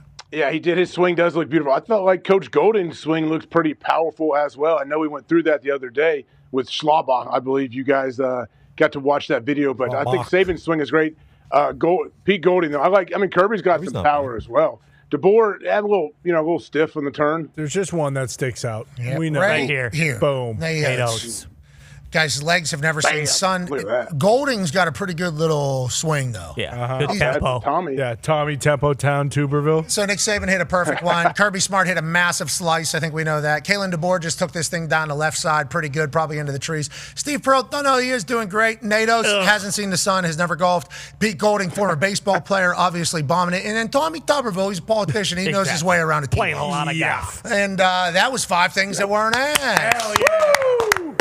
Steve's dad. We had an honorable mention of something that is not ass and certainly needs to be chatted about. I don't know if you've seen this. This man's name is Angel Alvarado. He's a Colombian lad who's 19 years old.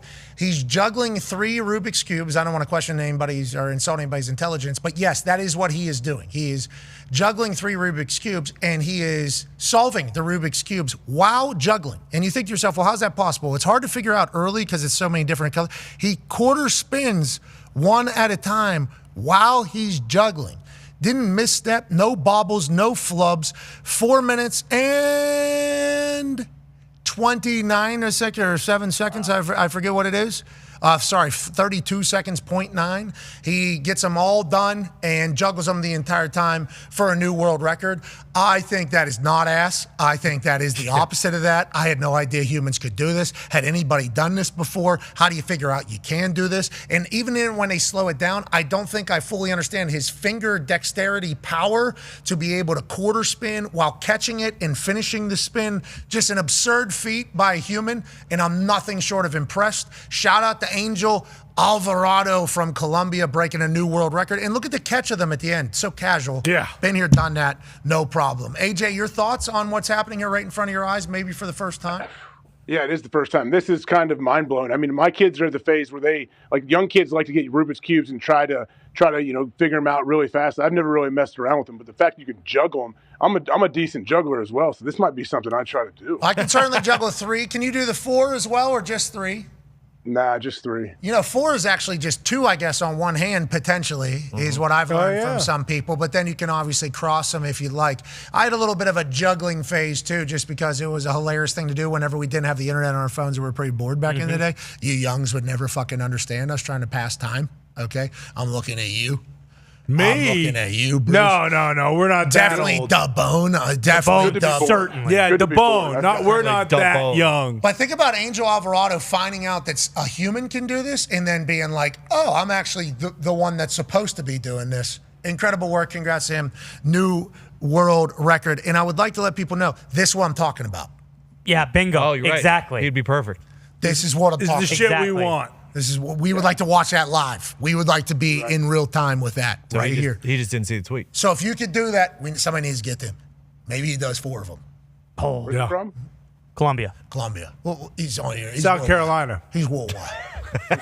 That's Mattis Albert. He's the 16-year-old from the Bundesliga, Dortmund, which is our team, I think. Yeah, Borussia Dortmund. Certainly my going forward. Bundesliga team of choice. Dortmund? Yeah. Yeah.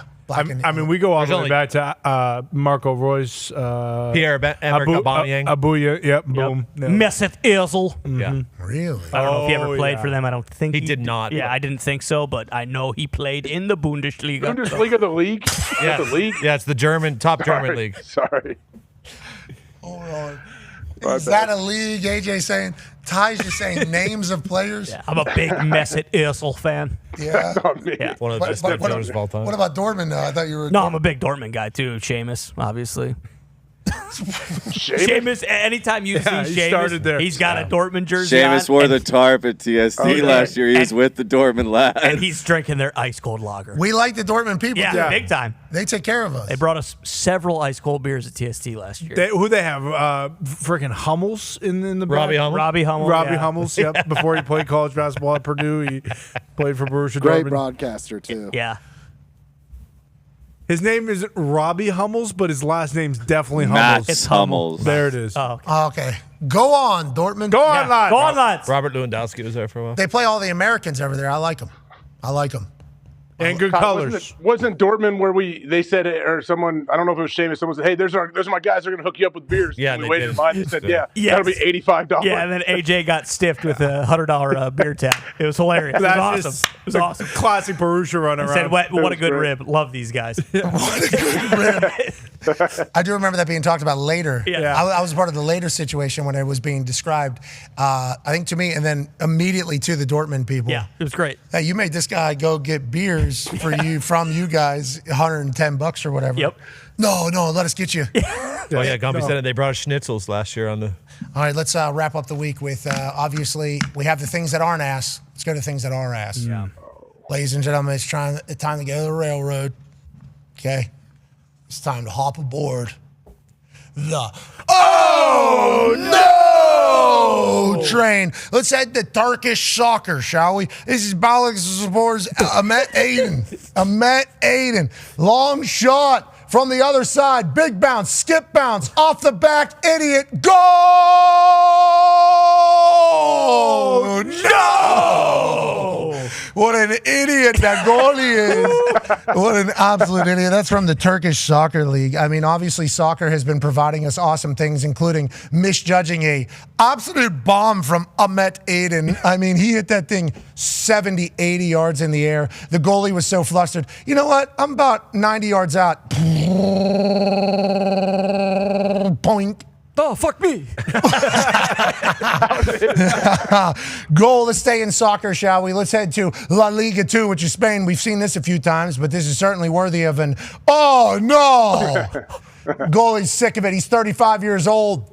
He said, I don't want to be doing this anymore. What's the deal? Ref said, yeah, you already did something today. That's a yellow, and that's a red. Get out of here. Well, if that's the case, let me go ahead and earn it. Let me earn my red, shall we, says 35-year-old Argentinian man playing in La Liga 2. Esteban. A lot of pushing going on Andrada. after that.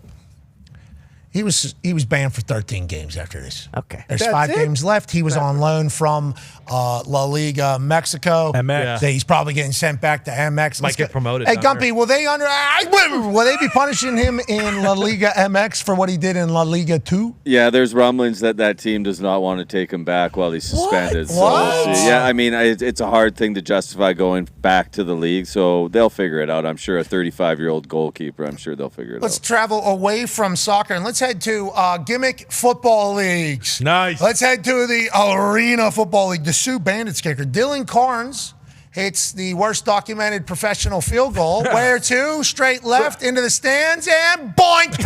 Right off a guy's forehead. Right off his forehead. Superman. He's concussed. He's not concussed. Obviously, he's just embarrassed in front of the lady. I tried. I know the camera's on me. The lights got the best of me. The Sioux Bandits said, hey, don't you worry about it, bud. Our kicker sucks, but your life just got a little bit better. Here's the ball, and immediately upon taking it, what's up, Dad joke? Oh! That was their first date, actually. Love that. Sioux Bandits bringing people together, also putting balls to face, AJ. I mean, this is the first time. You can tell from here, like, there's no chance. Close your hands, buddy.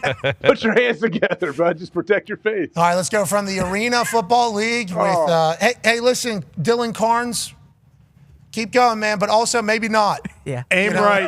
That is, Hawkeye. it was clear. We don't know. It could have been a bad hold. It wasn't. His steps, he was aiming, it felt like. I think he just needs to aim better because those are really tight steps. I don't know how he kicks that thing through the uprights at all. We don't know. Maybe the rules for that, or that's what you're supposed to do. You're right. We don't know if there's a new Arena Football League rule where if you bonk a guy in the head, it's maybe worth 4 points. That's bananas. Maybe your fans can kind of become a part of the thing. Dylan Carnes, I can't wait to see you finish the season with a bunch of makes. Until then, this will be the biggest kick that we've ever heard. Let's go to another league that is still happening, the UFL. They got a big one last night. The Louisville Super Dupers started off the weekend for Rapoli. The Columbus Aviators were supposed to have a Jim Tressel bobblehead night. Okay, obviously Ohio State legend over there, the Columbus Aviators. Turns out they won't be here. Oh, no. Yeah, they're not going to make it. If they're on one of Rapoli's horses, maybe they'd have an opportunity. Instead, there's some port somewhere, and they ain't making it. Jim Tressel, 5,000 of them, is in a box on a ship somewhere on Jim Tressel bobblehead night, and I don't like it, Dahn. Oh, no. No. That's about as big of an because I know. If I know, AJ talks glowingly about Jim Tressel all the time. You know how many Aviators fans are going to show up and they're going to realize no fucking Jim Tressel bobbleheads tonight. Boom. Other way. Immediately. No. Fuck this place. They're going to lose fans? Fuck the Aviators. I'm out of here. No. This is why we took it back. Tough year for the Aviators. What? We didn't take it back. We have no take-backsies with the UFL. Not everybody. And this is the exact reason. Because stuff like this is what makes or breaks your freaking league. Okay? But you got Jim Tressel bobbleheads that are being promised, and they don't even make it through customs. That cannot happen, Rapoli. It can't happen. Good messaging here from Adam King in a sentence that haven't made sense a year ago. Yeah. That's a typo. Kind of an oh-no in itself right there. Yeah, but on that note, Adam King's spitting that gospel because we could have never expected Jim Tressel Aviator bobblehead night, 5,000 of them a year ago. No, couldn't have. And now that they're here, AJ, you're going to have to tell a little Hawker and Animal and all of them over there that they got no bobbleheads. And that's a big, oh, no! Let's head to baseball, always a giving oh no train. Kansas City Royals gets hit in the dick, hits a guy in the dick here. Boom! EMT, here to serve. Where'd that ball go? It disappeared? Let's see if we can tell who it hit. That guy. Right there. Oh, fuck. Right in the dong. Sits down. A lot of boys laughing at him. EMT certainly has the answers. I don't know if there is any answer. You wonder yourself what happened. There he is. On look. Boom. Oh. Right in the dong. Field the grounder, lad. Carter Jensen is the one that hit the foul ball. EMT man is the one that got hit in the balls. Carter's been on the oh no before. He slept in, didn't make the game, and since that he's been absolutely fucking raking baseball. Yeah, he can see the ball. Just can he wake up? Ball to ball is here for Carter. And now can he alarm clock? We shall see. Yeah, and I know we're all laughing about this. This is hilarious, but that EMT's penis swelled up like a fucking like a birthday party animal. You know where they do the balloon, balloon animals. This guy's gonna be in so much pain for the next 3 months. I feel really bad. They look like a summer sausage sitting in the sun, 90-degree sun all day. Exactly. Oh, a little blistering at the top there as it's exploding. Yeah, there's a chance because those baseballs do not budge. They do not budge at all. Yeah, and ball to balls are certainly problematic. Thank you for your service to the community, that EMT guy. But all we got to say about it is, oh, no! Let's stay in baseball. Let's go over to Philadelphia. Game 6 for Flyers Pens. Phillies are in town.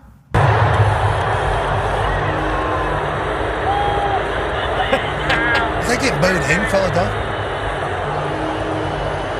They're getting booed in Philadelphia, AJ. That's one huge oh no! A lot of Phillies saying, hey, Johns, this is what winning looks like. Why don't you guys fucking try it over there? And then after getting booed, they had a doubleheader. Yep. They went crazy. Feels like they responded well over there, AJ.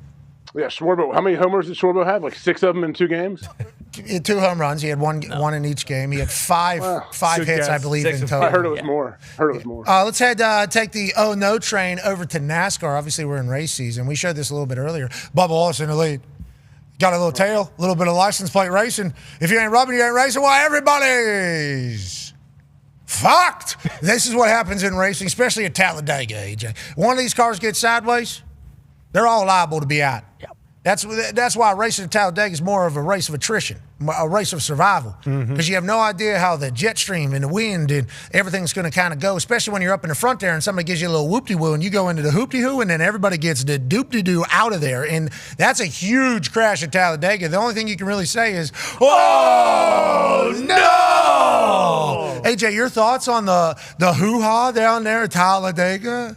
So either I need to be, well, actually, no, because he's in the very front. I was saying either be up front or in the very back to try to avoid this mess, but he was up front. He got bumped, and it caused everything. Well, what you need is your spotter going low, low, low, low, low, low, low. Exactly. Because they got a lot of smoke up here. The thing is, everybody goes up in smoke here. And it's Talladega. Look how steep them turns are. I mean, you ain't got a lot of time to slow down because if you slow down, you might roll over. Okay, you can't do that. You got to go hammer down on this particular thing. And yeah, the boys just kind of lost their way strictly because of a little bit of a jet stream getting up underneath the cuz. And Talladega, oh, no! And the last one here, let's go to a restaurant, shall we? Rollerblading has certainly been making a big comeback. We do not know where this is, but we do know this was going to get there efficiently, like the old school drive-through type stuff. Sonic, I believe, used to do this. This guy's taking it to a new level. Scorching hot noodles coming right out. Oh, no! Smoke coming out of these noodles. 3rd-degree burns on his neck as he fuck me! Is he the only one in rollerblades? Somebody walks over in shoes and says, oh, rollerblade guy, thanks for what you just did there. Take those off! Try to put a little pizzazz on the arrival, and the only thing that happens is a little 3rd-degree burn on his neck. AJ, I don't think I've ever seen a bigger public. Oh, no! Your thoughts, AJ? I'm a fan of this one. I think whatever the hot steaming liquid is went down his shirt is probably going to his neck all the way down his body right here. So who knows what the aftermath looks like after it. Yeah, and it felt like old buddy next to him with basic-ass shoes on was going to judge him pretty good. Told you, dickhead. Yeah, he has no What's idea. He doing? Why's he got blades on? That's this isn't a blade restaurant. I think he's the only blader in town, okay? And he was Benny Blade. Yeah. God. This is what people came to this restaurant for Benjamin Blades here, okay? And so what? He makes one mistake. Yeah. Think about the countless others that he has full-on whoop-de-woo using the law of centrifugal force sure. to keep that thing balanced. He's actually mixing the food. He puts salt in there. He mixes it, shaken, not stirred, as he's coming around. Drops that fucker right onto a thing, and then he enjoy. Skates his way out. How come we're not talking about that? How come the only time I see this guy is when he comes in with a fucking super amount of pizzazz and has no idea, seemingly, of the outcome, which is catastrophic? God, give me a little whoop-de-woo. Why don't you guys check out my ass real quick? Oh, fuck. He grabbed it. Oh, who's hungry? So many who's hungers. Is that poop soup? Yeah, there's a reason these people have their cameras out because he has done this 1,000 times. I'll tell you what, wet ceramic floor for those blades the rest of the day. Who fucking waxed here? You don't see inline very often at these restaurants. Normally they're the 4 stars or whatever. Quads? Yeah, the quads. Well, skates. No, they're lucky he didn't dump them on all the people eating there and they were getting sued their ass he off. would Like, never. That's the thing.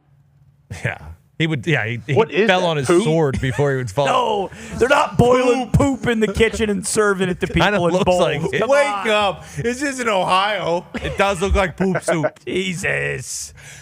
Whatever it was, the fucking customers are never going to try it. Nope. Because Rollerblade Man had one of the best no of all time. That's kind of what this show is. Just one big oh no. Oh no soup. Welcome to Oh No Soup here at the Thunderdome. No. Yeah, we're going to have an incredible weekend. I hope you guys do too. Remember, it's the best weekend of all time because it's the next weekend. Kentucky Derby, the Oaks are happening today, I do believe. NBA playoffs, NHL playoffs, so many things happening in the sports world. Golf, obviously, always happening. We cannot wait to talk about it all on Monday. Talks at the table. Great work this week, boys. How you doing, man? Happy birthday, dude. Nope.